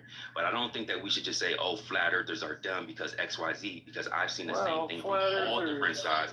And we're not trying to label and be bigoted versus anybody, bro. Like we shouldn't have to do that to discuss science. You don't have to do that. Look, if you doesn't apply here, Hero. If you think that there's a difference between the fact that like we see the stars wobbling annually, and there's a difference between like whether you think if we are moving around the sun, if the Earth is moving around the sun, that completely explains those observations. No, it doesn't. And it does. It doesn't because they have hold that thought. You can tell me why it doesn't in a second. Okay, you got it. But I say that the Earth moving around the sun and also the sun's proper motion through the galaxy completely explains our parallax observations and our aberration observations. Now, you could think that, in fact, the entire universe is wobbling around us, and the sun is wobbling around us, and the parallax and the aberration is just some weird conspiracy for the universe to look like we are revolving around the sun. You're free to think that, but that's absurd. Now, why do you think what I said was? But you said something was wrong. I'm curious about why you think it's wrong. Because in order to explain these wobbles, we gotta say that Earth is wobbling 3 different vectors on 3 different axes along 3 different time scales, and there's no explanation for these different wobbles. There's like the Chandler wobble. Hold on. There's a Chandler wobble. There's the precession. There's another actual wobble to explain these anomalous star positions, and they don't really have any real mechanism for it, right? But we have mechanisms for all those things. The point point is we're looking for exclusivity, right? You can believe in your dark energy and your dark matter, something that you never quantized, observed, measured, or figured out what it is in relation to your mechanics behind We're not the talking motion about of the dark universe. energy or dark. Yeah, we are talking about that. Hold on. You just was talking about anomalies. We weren't talking about wobbles. We wasn't talking about wobbles, and you wanted to bring up wobbles. So this is what we're talking about. We're talking about anomalies and all these different things that you need to explain. I was just making a side point. I know it's uncomfortable. I know it's uncomfortable, bro. Relax, bro. Relax. Why every time you do this? Every time you interrupt, why do you do this? Stop it, bro. I'm gonna give you the mic back. Because you made a very inaccurate statement. You said that you started talking about dark energy and dark matter. Dark energy and dark matter are things. They have nothing to do with our motion around the sun. That you bring those up now is evidence that you want to talk about irrelevant stuff because you can't handle the stuff we're talking about. So you can complain about dark energy and dark matter. That is fine. That's a completely different discussion about the Earth's motion around the sun, or the contrary position that the entire universe is wobbling back and forth annually. So that was my point.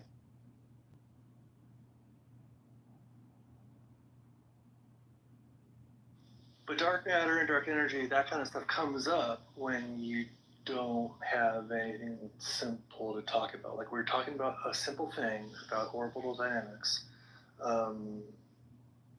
but you had to go somewhere else because your point is weak and dumb.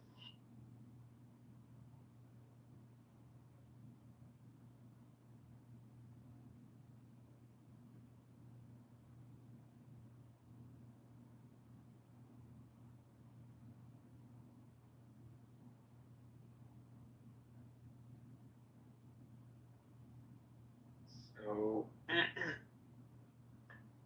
you can come back up.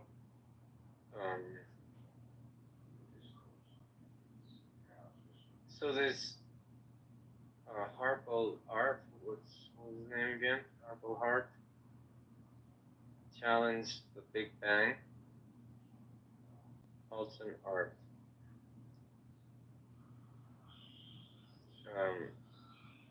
Seems to be a Harvard person. The Big Bang, by the way, is very challengeable in my book. The Big Bang is very different than the sun's motion around the Earth's motion around the sun,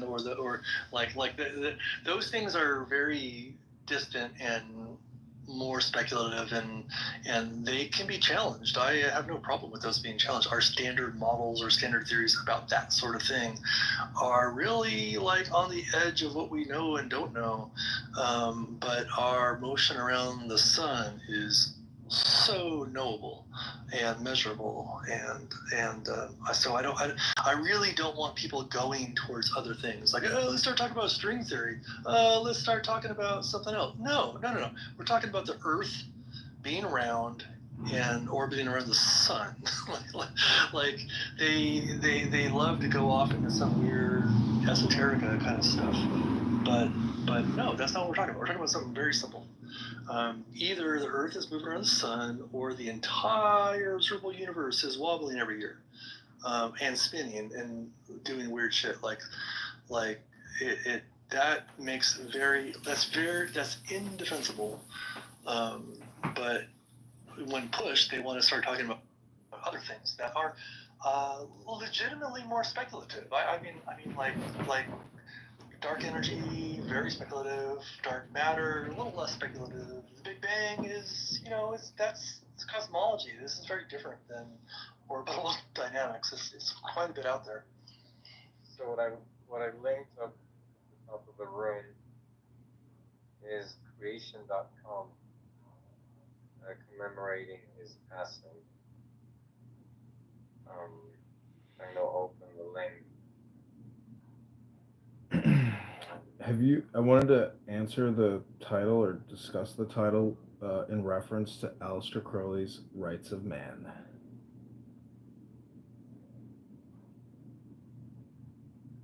Wait, Aleister Crowley? Are we getting? Are we going? Yeah, into there's like there's a document called "The Rights of Man" by Aleister Crowley, and to me it reads like the Constitution. Many people have never read "The Rights of Man" by Crowley. It's just It's very quick, but it's beautiful.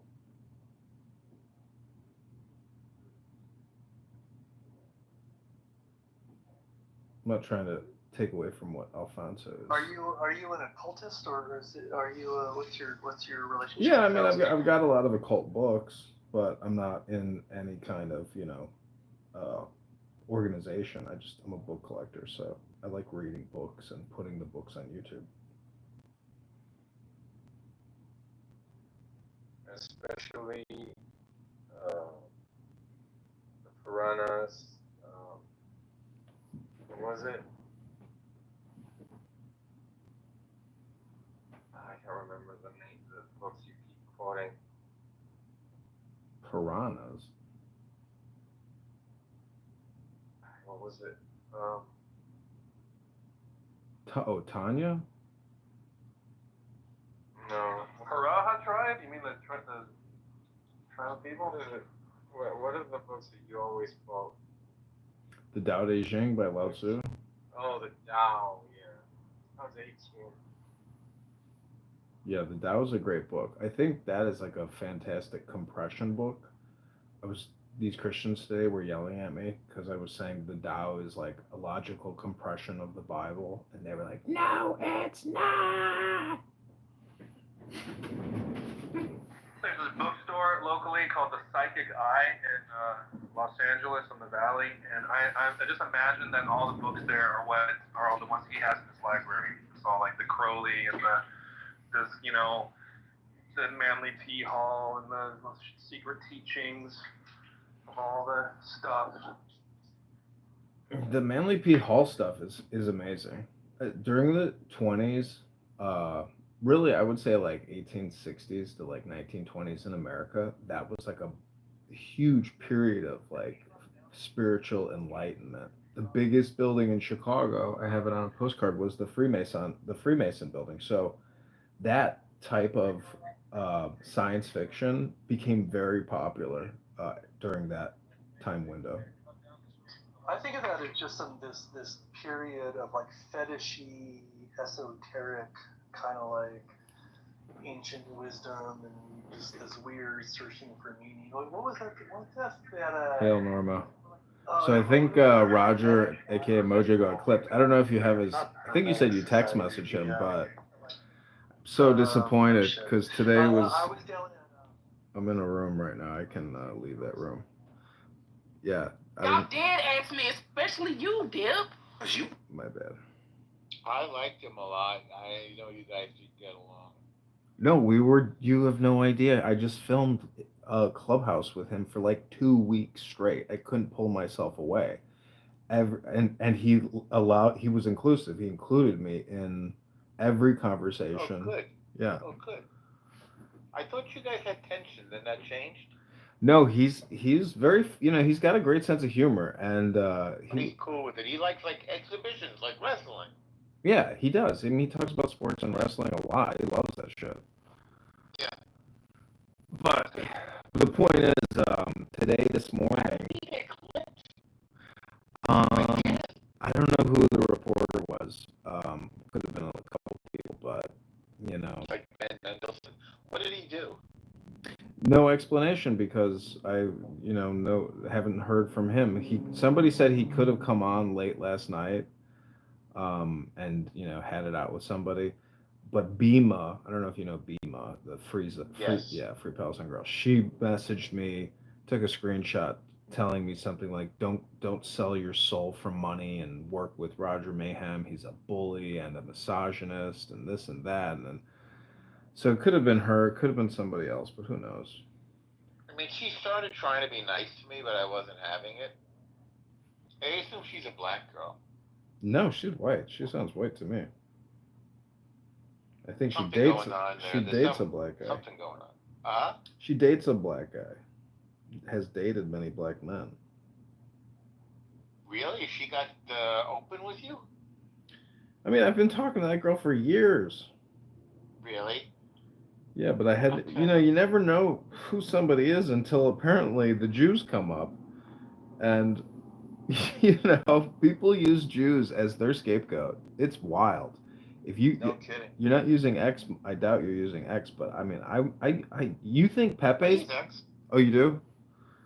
Yeah. Oh, then you should go in these Jewish question Dude, I was rooms. one of the first. I was like when they launched Twitter at South by Southwest. Hmm. That's when I started using it. I was like one of the first, I don't know, handful of users. Really, But what's nobody your knew what it was. what's your profile? What? What's your profile name on there? Rev Norman. Oh, let me see it. So you're old school Twitter. Yeah, but I don't use it very much. I don't know. I don't use it very much. I like X better. Became sort of bad. Yeah. I remember my first tweets. I was like looking for somebody nearby that I knew had Twitter. You know what's I was interesting? like working for MTV. What? If you go to people's replies, that's where I find it to be the most interesting. Yeah. Because you can, it's I mean, just like people are replying to content as opposed to like posting content. yeah. Luby Facts, yeah, you had some interactions with Lou Facts. Good ones. No? Yeah, I mean it's a big platform. It makes Clubhouse dwarfed, but The whole world is using it. yeah, it's big. And the thing about Grok is like I'm integrating Grok into all my communication all the time, and asking Grok. I just say, hey Grok, tell me what the debt's going to be over the next 10 years. Tell me what the interest payment is annually. Things like that, and or calculate this, calculate that. And it's good? Yeah, it's unbelievable. Really? And the coolest. I should use it more than ChatGPT. Yeah, because it integrates with your X, so everything you Grok, you just post it. Why do I want to do that? Because you're creating content using it, valuable content for yourself and other people who aren't asking these difficult questions. Just you think these flat Earth people on here are using Grok to test their theories? I mean, it's a great place to get curated responses. People in these Jew hate rooms, they are using Grok audio and asking Grok questions about Epstein and this and that, and they're basically producing AI shows using AI responses. What do you mean? There's this Jewish. Are they really doing that? Yeah, people barely talk. The mods are just using Grok to create audio, response content. And in what room? On X, in an Epstein file room, yeah. X Spaces. They're generating audio using Grok. They're not talking. Yeah, they're doing prompts and then playing the audio from the prompt and then no, they're talking, they're doing follow-up conversations, but I'm just saying, to me it's crazy to sit there to listen to somebody play Grok audio. Is it good? No, to me it's just it's like Clubhouse. It's never ending schizo conversations about Epstein and nothing. Yes, there's shows about nothing. I mean, it's insanity. Like I'm giving up on this. Like I have to shut this shit down. I'm literally, because I have filmed Clubhouse for the past 30 days, and I have thousands of videos that are unlisted and private. So like I'm going through about 15 phones right now, and going through the YouTube pages and doing mass, select all 50 plus videos at a time, turn from unlisted to public. So I want to like clear my cache, and then get back to reading books, and then work on communications with the campaign and create videos for the campaign. So, and do more organizing. Okay, yeah. I support you in your next endeavor, and I also understand your love-hate, ambivalent connection to this toxic layer of communication. Well, and I know that I know that that I'm having the same sort of push-pull love-hate fight thing. I mean, I was just in Amir's room. They are really stupid people. Why are you talking to really stupid? Well, I like to ask people now a quick diagnostic. I say, what is 100 times 1,000? But somebody in this other room made it even simpler. They say, just say 8x equals 24. What does x equal? And most people can't even answer that question, El Normo. So the trick's on you as a user to realize, oh shit, I'm in conversation with very stupid people. So, the thing is, I think it's a content generation platform, and like, you know, it's maybe you don't want to do it, but like, I can't understand why you don't kill two birds with one stone when you're here and just film the experience and make a movie out of it.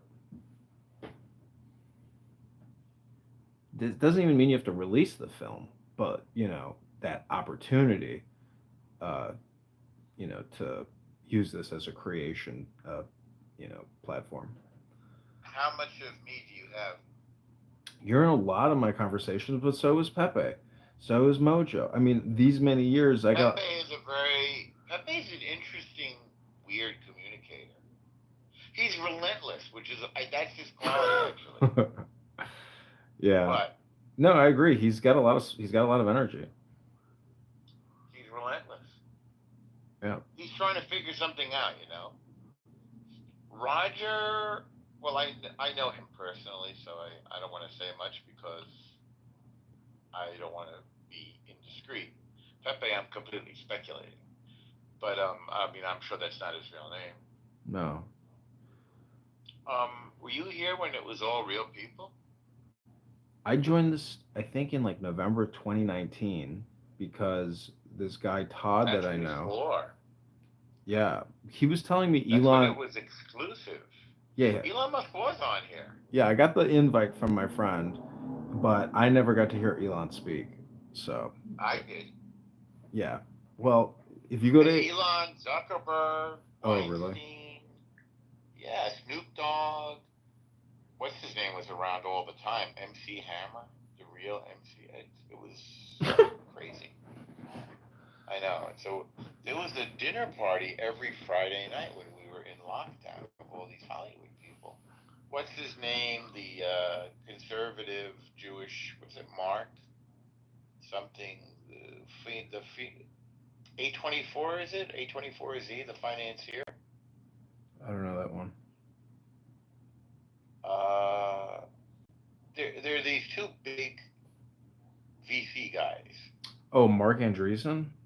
Yes, I think so. Yeah. He's like the anti-Trump, financier, the big lobbyist. I thought he was the pro-Trump guy. I'm thinking of somebody who's pro-Trump. Oh. Who's behind this app. And his wife is black. His wife is named Felicia. Oh. Maybe I got my names mixed up with the guy from LinkedIn, whatever that guy's name is. Reid Hoffman? Yeah. Oh, Reid Hoffman, you are. Yeah. Yeah. Andreessen is pro-Trump and Hoffman is very anti. He funded E. Jean Carroll's lawsuit against Trump. I know E. Jean Carroll pretty well. My family knows her, and I've texted a lot with her, and she tried to find me a match. And she's been bragging about her liaison with Trump for, I don't know, for decades. And then suddenly Reid Hoffman said, you should sue him. And she did. And she wrote a book about it. E. Jean Carroll, she was a columnist, I think, for Elle. And then she had started up her own business called Talkify. Like a sort of a text message matchmaking business. I used to live in Los Angeles, and I was at the Beverly Hills Hilton, I think, or Bel Air, whatever that one is, where Whitney Houston. No, anyways, the point is the cute place up on the hill with the little ponds and everything hidden away, the Hotel Bel Air. Honestly, I think I might have been in Century City, but anyways, the point is, I met this beautiful Persian girl named Sarah that I was dating. And at that event, I'm walking through the lobby, and Sheldon Adelson, on a scooter, like a three-wheel, mobility scooter, flies. Like what are those things called? Like the Mobile. rascal. A rascal. He was on a rascal, and he had his cane, and he literally almost ran me over, and I jumped back, and I was like, oh my god, that's Sheldon Adelson. And but yeah, it was some kind of Friends of the IDF event, maybe. I can't remember what it was. That's wonderful. You know, Abby worked for him, Oh wow, and is friends with Miriam. wow. Don't use that indiscreetly. No, I won't. Yeah. I mean, if I would have tried to guess, that's who I would have guessed. But because big gaming is so huge, you know. But anyways, that's interesting. If you were trying to guess what? Like what her career, you know, who she worked for. I never Googled her, but you know, she's a great woman on this app. She brings a great, you know, perspective. She's amazing. I've had dinner with her a few times. And we talked. But what's that? Is she single? Depends. I'm not asking. I know her personally. I'm not asking for myself. She is wonderful. She's all of that in a bag of chips. She's the best of the best. Yeah. I don't know what else to say. Yeah. You know. And she's introduced me to some amazing people. Oh wow. Yeah, she's tremendous. I asked her one time. I was like, "Have you ever seen any, you know, God moments in court? You know, reversals or divine justice?" She's like, "No, I don't know what you're talking about." I was like, "Oh, never mind." She's not a litigator. She's a deal maker. Oh wow. She's the other kind. Yeah. I mean, I feel like they're kind of connected though. If you can, it's because it's like the gift of communication, you know. Litigators are performers, like Johnny Cochran. I mean, I hate to be dropping, although I was very friendly with Johnny Cochran. I put him in a show. I should show you the show sometime. And anyway, I'm sorry for name dropping. I guess it's late. I must be. He died prematurely, unfortunately. Yeah, he did. But I don't know. Maybe he was paying some sort of a price. He had a brain thing and just boom, right? He was one of the greatest performers of all time, and one of the highest paid for that matter. I mean, really? Yeah, he's an amazing performer. Wow. Yeah, you say something to him like once, and he can like internalize it and make it his own, and go in front of the camera, which is what he did with me, or in front of the court, and just make it sing. There are a number. Senators are like that too. Politicians are like this. Mm-hmm. The really good ones. There's not a lot of really good ones. A lot of them just sound so stupid. I'm trying to think of a great one. Some of the great. Well, I don't know. I mean, if you know John Kennedy, right? The Louisiana senator right now, the old guy, the funny. I mean, I think he's pretty good. Who is really, really great, gifted? Like politician. Well, you know, Obama was really good. What a liar. He's such a liar. It makes me sick. Because when I very bad. Well, I guess I mean I don't know. Trump sounds like he's got ADD. I'm trying to. Let's see. Teddy Kennedy was good. There were better ones. I'll have to think about it. I mean, JFK was, in my opinion, like that. Amazing. Yeah. Amazing. A great speaker. I guess he had some skeletons too. Nobody's. Well, look, Clinton is one of the great communicators of our time. Great. He should have been the first one I mentioned. So explain Yasser Arafat. Explain Yasser Arafat. That guy's career, to me, in hindsight, I'm just like, I can't believe, A, that he even stayed alive that long, but B, you know, just what a smarmy, slobbering, you know, Jabba the Hutt type. Unshaven. Yeah. Gross. Bad. The grossest. I mean, look at what's his name was like that too. Sinwar. Look at that face. It's just pure evil.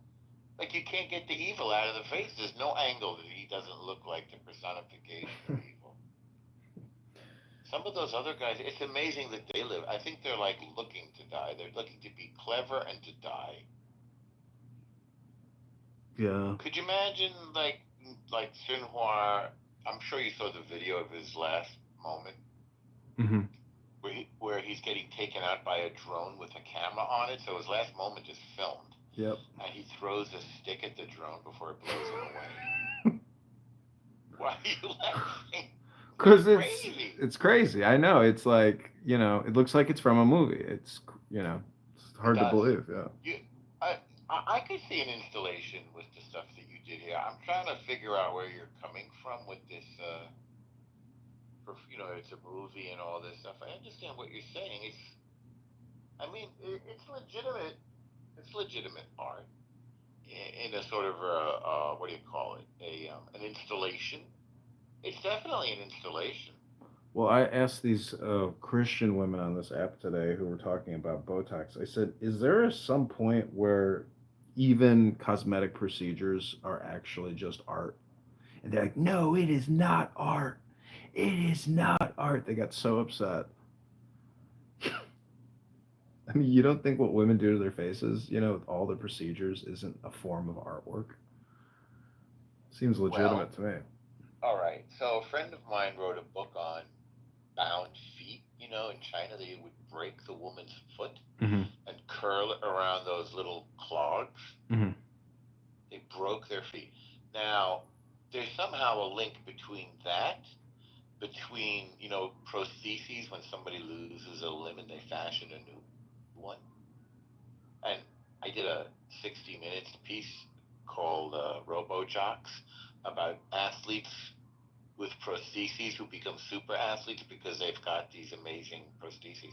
So there's a link from those prostheses to the bound feet to the plastic surgery that you're referring to, and or makeup, and the idea of like the extension of one's body and enhancement of one's body as art. And that's actually a popular culture thing. You see, whether it's like women like Joan Rivers, or that weird woman that called her the cat lady who just destroyed her face, or, you know, Renee Zellweger looks like an entirely different person, or Nicole Kidman, right? They don't even look, they're not the same people anymore. You know, Nicole Kidman, not Meryl Streep, what's her name? What's the name of the woman that was in King Kong, like, this way before your time? Go ahead, what were you going to ask? my uncle, who's a gold bug, and my aunt Valerie. Does that mean he hoards gold? He's basically, you know, anti-fiat. He, you know, believes that the central banks are at the head of all major conspiracies. So, anyways, his beautiful wife, when she was in her 20s, they toured the country in, I guess, the 60s or 70s, and they made $1 million. She was a stripper, and she was Miss Nude America in 1969. And she created a ping pong dress. She was like a clothing designer, and so she decided to create a ping pong dress, and she toured the country in a ping pong dress. They made $1 million, and he took that cash. I assume, you know, he didn't pay his liability, and he bought gold and stuffed it in a fake identity account in Switzerland. And so he couldn't get it out because it was in a fake name, and I guess they rejected his withdrawal plastic surgery, and now my uncle looks like Catman. So apparently the lawyer who petitioned the courts in Switzerland used that his plastic surgery resulted in like him not looking like the same person in the, I guess, the photo he used or the identity. For some reason, it's in the court document that like his plastic surgery is the reason why they can't correctly make the identification with him as the account holder. So I just thought that was funny that, you know, they used that as an excuse. Switzerland was our numbered accounts. Well, he did it under a fake name. Why did he do that? I don't know. Maybe he thought that he could get away with it and avoid, you know, association or something. I don't know. He didn't want to pay his taxes. Yeah, he didn't want to pay his taxes. You know, I know a woman that I was friendly with for years, and we went to each other's kids, you know, birthday parties and stuff. And I mean, I've known her for like 30 years. And her father died and left her some money. And for some reason, she didn't want to pay the taxes on it. So she's like a rich wasp from Connecticut. I'm not going to tell you her name, but you can find it pretty easily using what I'm telling you. and she went to jail. I had to write her kid a recommendation to college. I mean, people do some really strange things along the line. So what? You said, right? You think he'll get his money out? He did. He got it out. Are you there? Yeah, I'm here. Can you hear He me? did. That's great. Yeah, he got it out. That's great. I mean, I guess it didn't collect interest, and it's $1 million. But if he invested it, Oh no, the gold appreciated a huge amount since when he bought it. Yeah.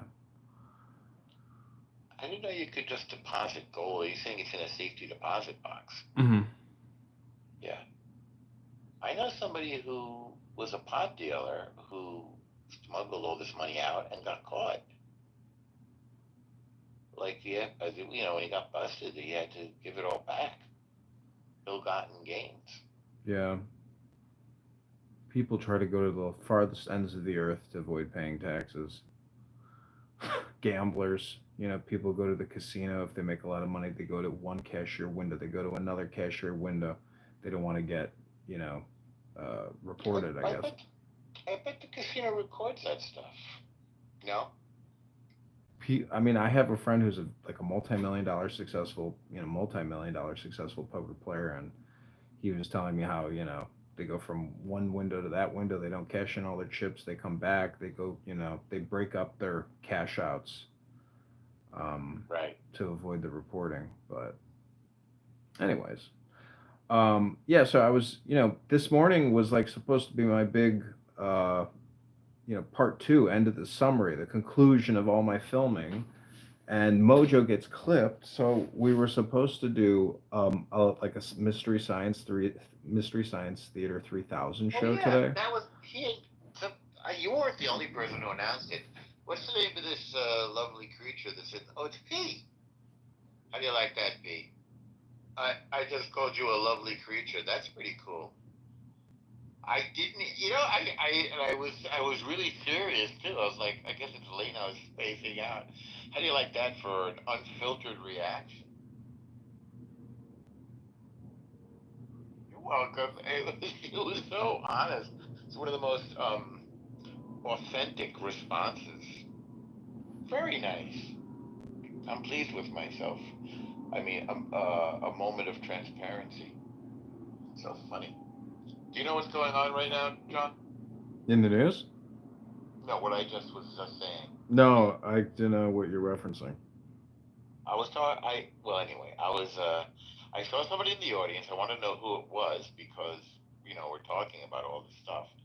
And I looked at the picture. It's like, oh, who's this lovely creature? Again, that's something I would probably say during the day. I'd be more circumspect. And it turns out it's somebody that I know. Like when you say, when you look at, you see a pretty girl, say, wow, she's pretty. Oh, that's my girlfriend. You just somehow you space out. You look at somebody that you know. And you say, oh, they're, or maybe you see them from the side or something. I don't know. That's what was just happening. I've never really seen that picture of you. I don't always blow up people's pictures. Does everybody else blow up people's pictures? Yeah, because it requires a full picture now. Full screen. It's takes the whole thing. You can't crop it.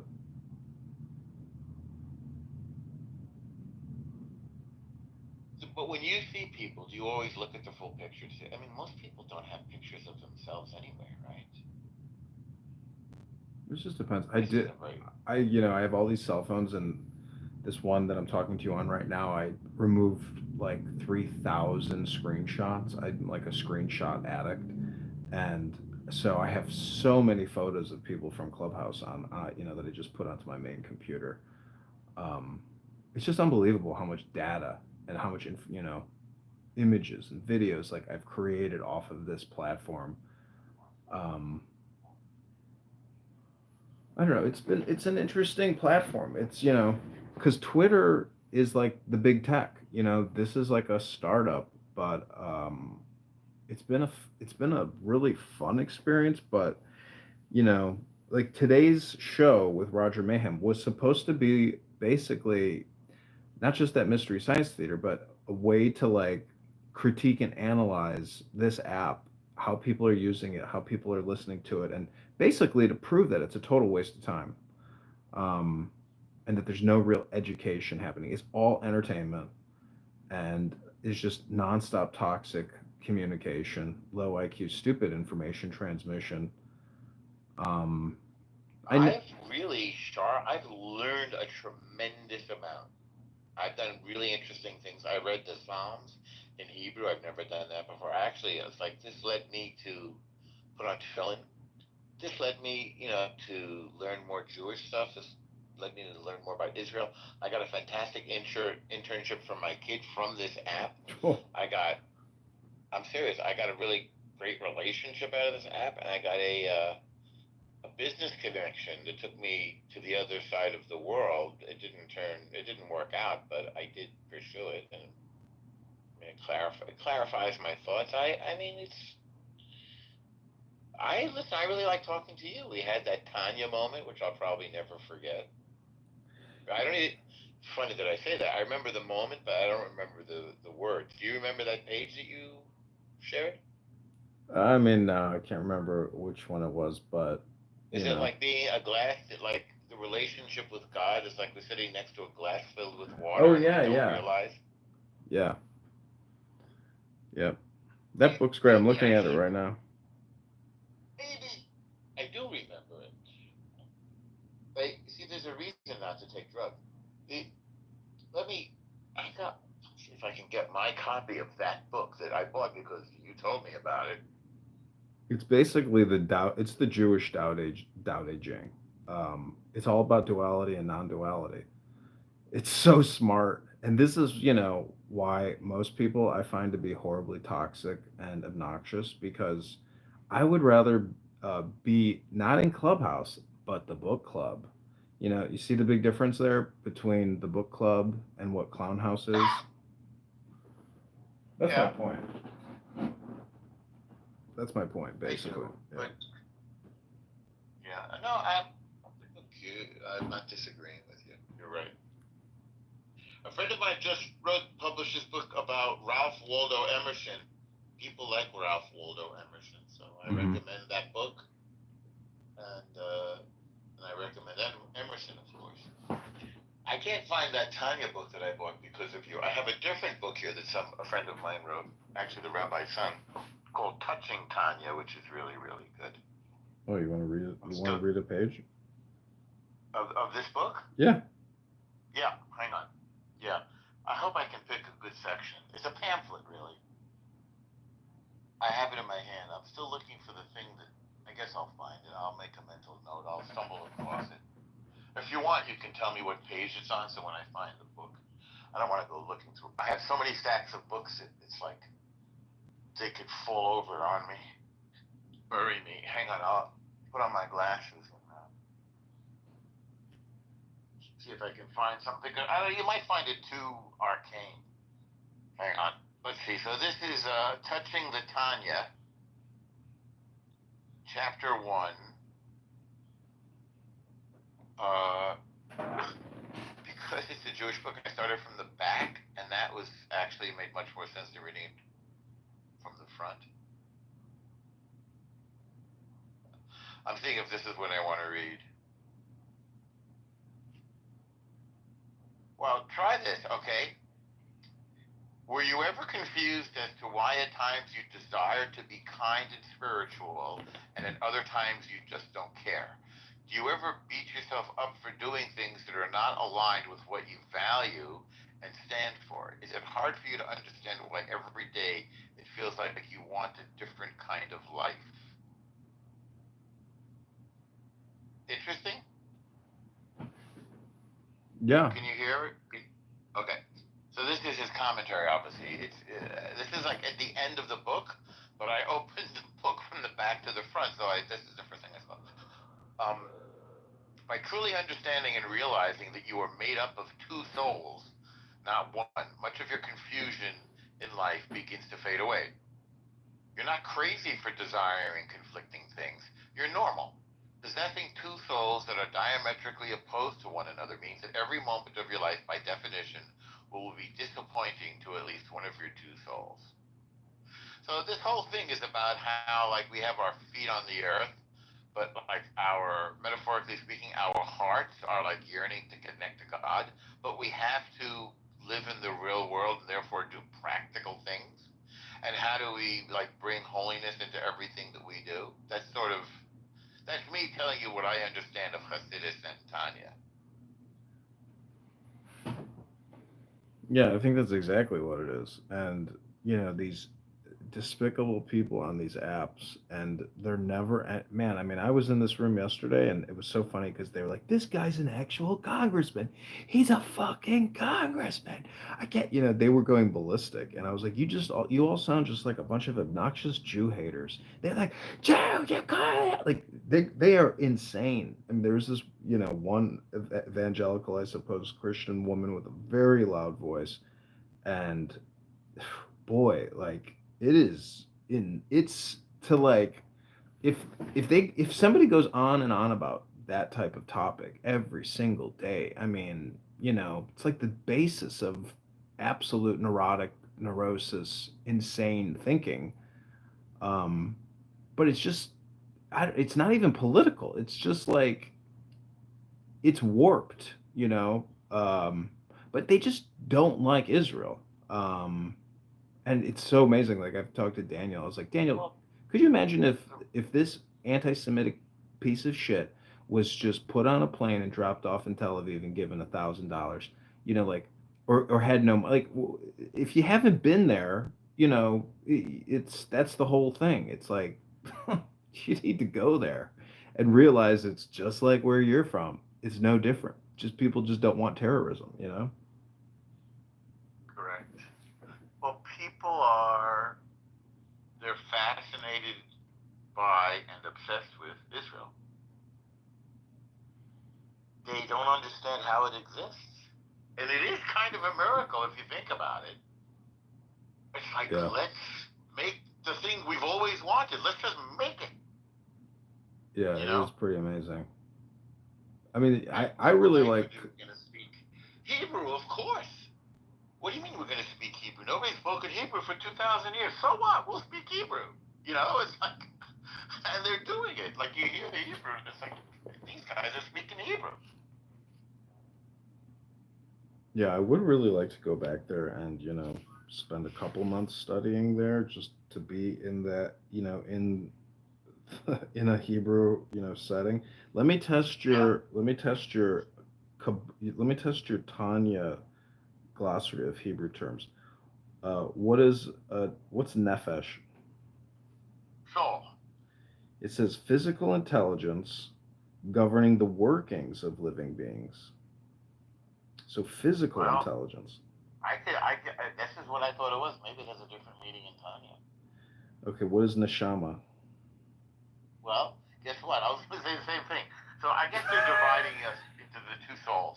So if you're going to say the nefesh is the practical soul, we're sort of saying, and then the neshama obviously is the alternative, the spiritual soul. It says here in the back of the Tanya book that you have egoic intelligence revealing the independence of all things. So neshama is ego, and nefesh is nefesh is physical intelligence. So there's physical intelligence and egoic intelligence. Nefesh is physical, and neshama is egoic. I didn't notice this. I didn't know this at all.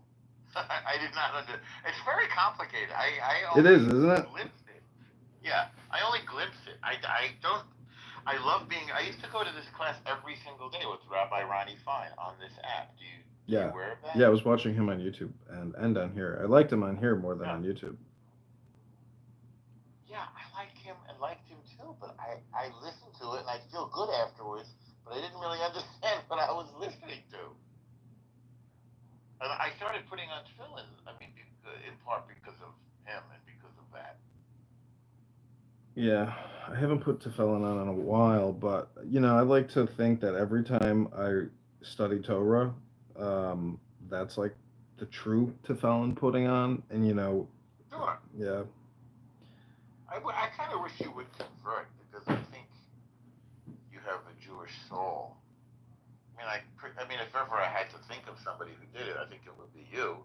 Not that I know. I mean, it's just my reaction, but Well, I was going to a conversion class in Bel Air, outside of LA, Yeah. in in the hills at that Jewish theological seminary or whatever it was.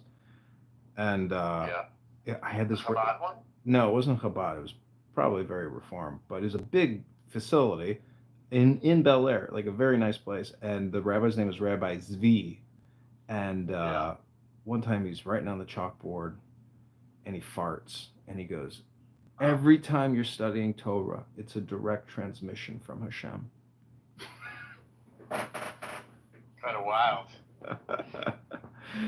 But it was for mixed couples, and after like a 2-3 weeks, I just couldn't stand listening to these converts who were complaining about their mother-in-laws. I was like, I can't sit. I'd rather just read a book than sit here and listen to these women talk for 10 to 15 minutes about their mother-in-law. This is crazy.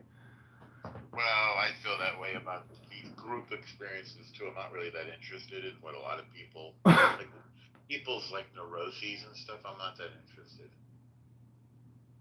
Yeah, I heard somebody today on this app talking about um, you hear so much shit on this app. Um, but anyways, do you want to hear a verse from the Tanya? Okay. Okay, pick a number, one through 28. 28. Okay, this is called distracting thoughts. Evil thoughts can even arise during study and prayer, and if they do, you should ignore them entirely and avert your mind from them immediately. Do not try to examine these thoughts, for that is a task for the righteous in whom evil finds no root. But the evil you experience is rooted in your own selfishness. Do not be dejected because of this. Rather, redouble your efforts to concentrate your mind, and in this way fill yourself with joy and gladness, realizing that distractions arise because your study and because your prayer and study are approaching selflessness. When distractions arise, ignore them, and answer not fools according to their folly, lest you too become a fool. What if you cannot ignore them? Then humble yourself before God and ask God to rescue you from these turbulent waters. This is the subnote. It is one thing to be distracted by negative thoughts during regular moments of the day, but what if they occur during times specifically devoted to spiritual practice? Does this mean that you are failing in your practice? Not at all. In fact, it means just the opposite. Our sages taught the greater the person, the greater the Yetzer Hara, evil inclination. Talmud Sukkah 52a. That is, the Yetzer Hatov, good inclination, is always balanced by the Yetzer Hara. You cannot escape from one to the other. This is why few sinners are beyond redemption and few saints are beyond temptation. The challenge is not to eliminate the negative thinking, but to deal with it effectively. For the righteous, the best way to deal with such thoughts is to examine them thoroughly, and in so doing to discover that they too are part of the divine non-duality, shlamut. For the in-betweener, however, such examination may result in becoming obsessed with such thoughts. Hence, the best way for the in-betweener to deal with the negative thoughts is to let them go. Do not feed them either by resisting them or by entertaining them. If they come, let them go. Yet there may be times when you cannot ignore the madness in your mind. Even then, the thoughts can be useful, for they remind you of your limitations and humble you to the point where all you can do is cry out to God. And that act of complete humbling is often enough to awaken you to your true nature as a manifestation of God. Is that the same book? Yeah, that's number 28, Distracting Thoughts. I gotta find my copy of the book. I want to note this. Do you have post-it notes? But I don't. I mean, I don't really use them anymore. You know. Because I want you to put post-it notes on those pages of the book. The one about the glass with God in it, Mm-hmm. and the one you just read. And then when I can find my copy of the book, if I forget which ones, I guess I'll remember. I was gonna say if I forget which ones we read tonight, you can remind me because there'll be post-it notes in it. This is what I want to do at like 6 a.m., 7 a.m.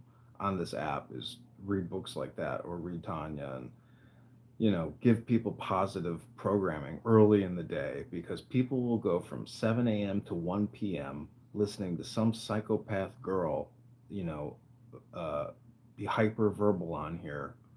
It's amazing how how a pretty woman or a pretty sounding woman can, essentially hypnotize a room for extended hours and center herself.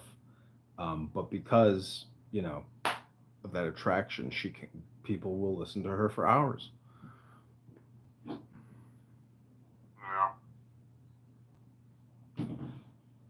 Talk about nothing. I'm telling you, brain rot is real. And Roger Mayhem was like, "Well, what if I just listen to audiobooks?" And I said, "Well, yeah, that's great. But you know what the difference is between listening versus reading? When you read and you read out loud, you get a double measure or a double effect, because people come on here because they want to talk, because they want to dope up and get the dopamine from talking, talking, talking. But imagine if you read a book and you're reading it out loud, you're getting the dopamine plus the information. If you can comprehend it real time, that's great, as opposed to having thoughts, outside of what you're reading. Um, so, anyways, I think, reading versus listening to audiobook, you get more of a talk therapy boost by doing that, as opposed to just coming on here to That's a good have. idea. That's Yeah. a good thought. Yeah, I mean, I would encourage you to just record yourself reading when you put on Teflon, like read one chapter and record yourself reading it, and then listen to that playback at the end of the day, and then the next day record a new one at the end of the day, listen to that one again. I mean, and your large language model is going to expand, significantly, because like, if you look at the glossary in this Tanya book, I don't know, I can't remember what these words mean, so. And to me, this stuff is like the fun part of Judaism. A lot of other, just the Parsha stuff. It's like, this is like automatons. This stuff is boring. This stuff really deals, I think, with like advanced psychology. It's more exciting That's to what learn. he's trying to do.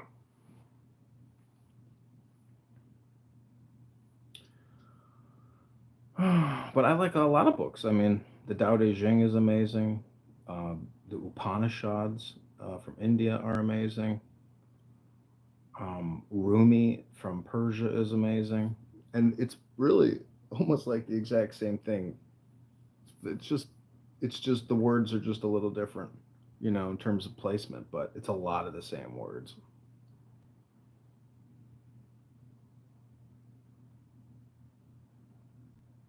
Basically, it's the movie Dune. I'm only saying that because I'm looking at the Dune movie poster in my apartment, but that guy who created Dune, he basically took all the world's religions and compressed them into that film.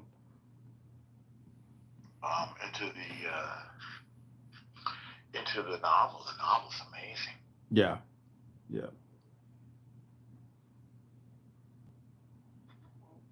I wandered into a whole other part of the house. I've been looking for my iPad for like weeks, and I was looking for the Tanya book, and instead I found my iPad. There's something tremendous there for me. What, Tanya? Well, no, reading the Tanya, and then I was looking for my Tanya, and I couldn't find it. What's the name of that book again? The Living Tanya or something? Oh, it's called Tanya, the Masterpiece of Hasidic Wisdom. Translations, annotations by Rabbi Rami Shapiro, forward by Rabbi Zalman Schechter Shalomi. So what I was saying is that I was looking for my copy of that book that I bought because of you. And it's in some stack. I mean, I've got stacks everywhere, stacks of books. And I didn't find it, but I did find my iPad, which I've been looking for forever. So it's sort of funny. That's a good thing for me. God only knows where I put it. Say it again. It's called Tanya, the Masterpiece of Hasidic Wisdom.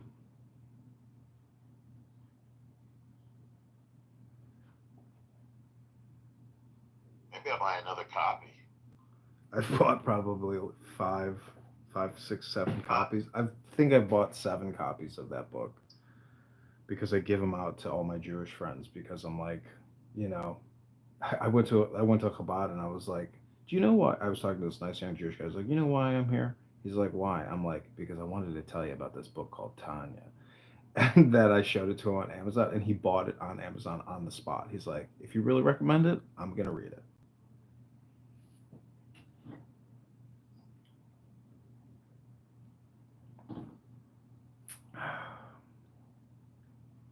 What was the thing you read to me about, like, the God is like there's a glass half full right next to you? What is it? Where is that? I was just looking at that. You know what you remember it? Yeah. Yep, I remember reading that with you. I don't know which chapter it is. Go buying things at this hour. This is one of the best buys you can make. It's such a compression book. It's unbelievable. And if this is, you know, the secret sauce of Hasidism, they don't promote it. I mean, Zohar is amazing. So I was in this X room yesterday, and they were claiming that the Jews spread all this liberalism, transsexual, you know, gender theory, going back to the 20s. And this is like, I've heard all this shit about like Nazi Germany claiming that, you know, the first transgender child and all this, they bring all that shit up. So um, it's just wild, you know, because it's like, I don't know, nobody's ever going to read a book. People are just hyper political. They're hyper polarized. No one's gonna. That's why I want to like do it myself. Like I want to get back into books because I realize like people on these apps are mashugana. They're never gonna read a book. They're never gonna be academic. It's all just real time politicking, and it's such a waste of time. It's not making me smarter. It's not making me feel better. It's demoralization actually.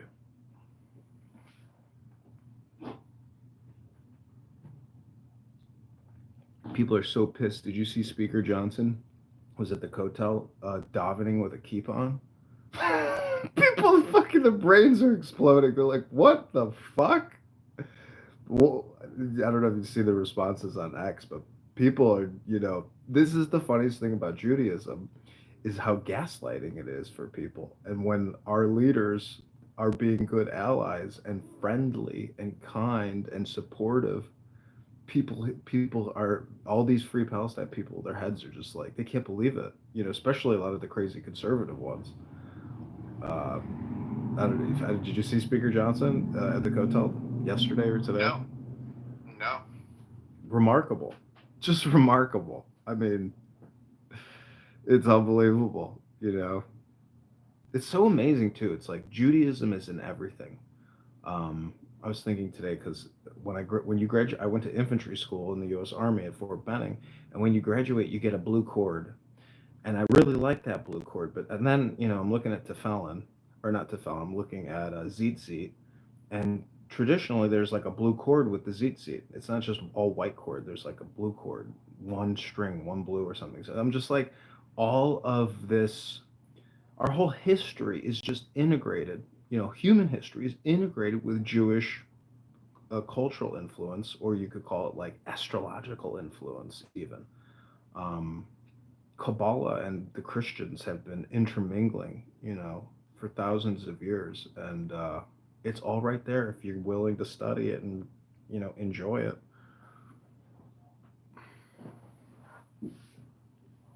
That's really interesting. Do you like? Are you using what you learned in infantry school in the real world?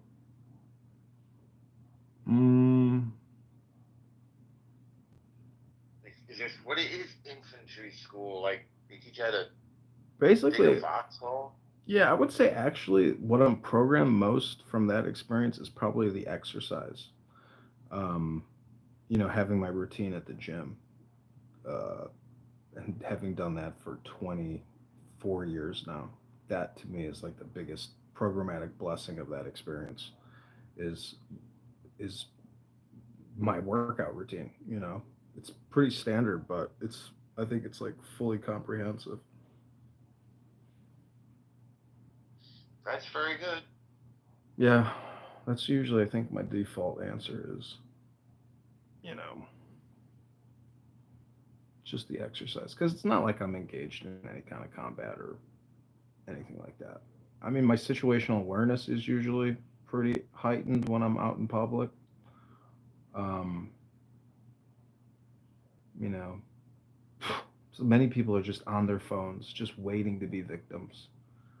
And you know, I've ridden the train for years, and I've seen just countless amounts of crime, and you know, I've been attacked on the train.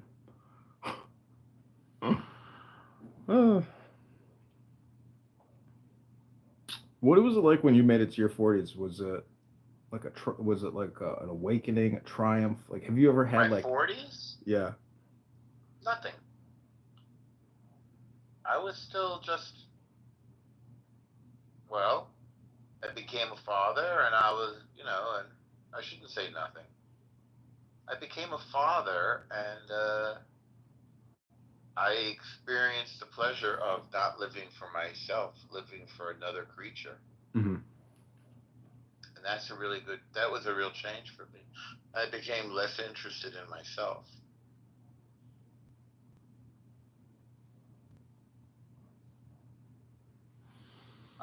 It's late for me. I'm going to go.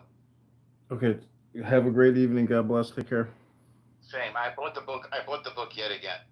Be sure to give it to somebody after you know, read it. But the great gift is giving it to somebody, right. because a lot of people don't have Torah. My Jewish friends do not have Torah in their lives, and that book is a cheat sheet. That is a Cliff Note compression for Jews in need of wisdom.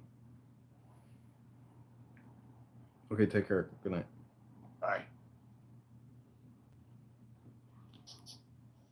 I can't believe this is just sexual. So he comes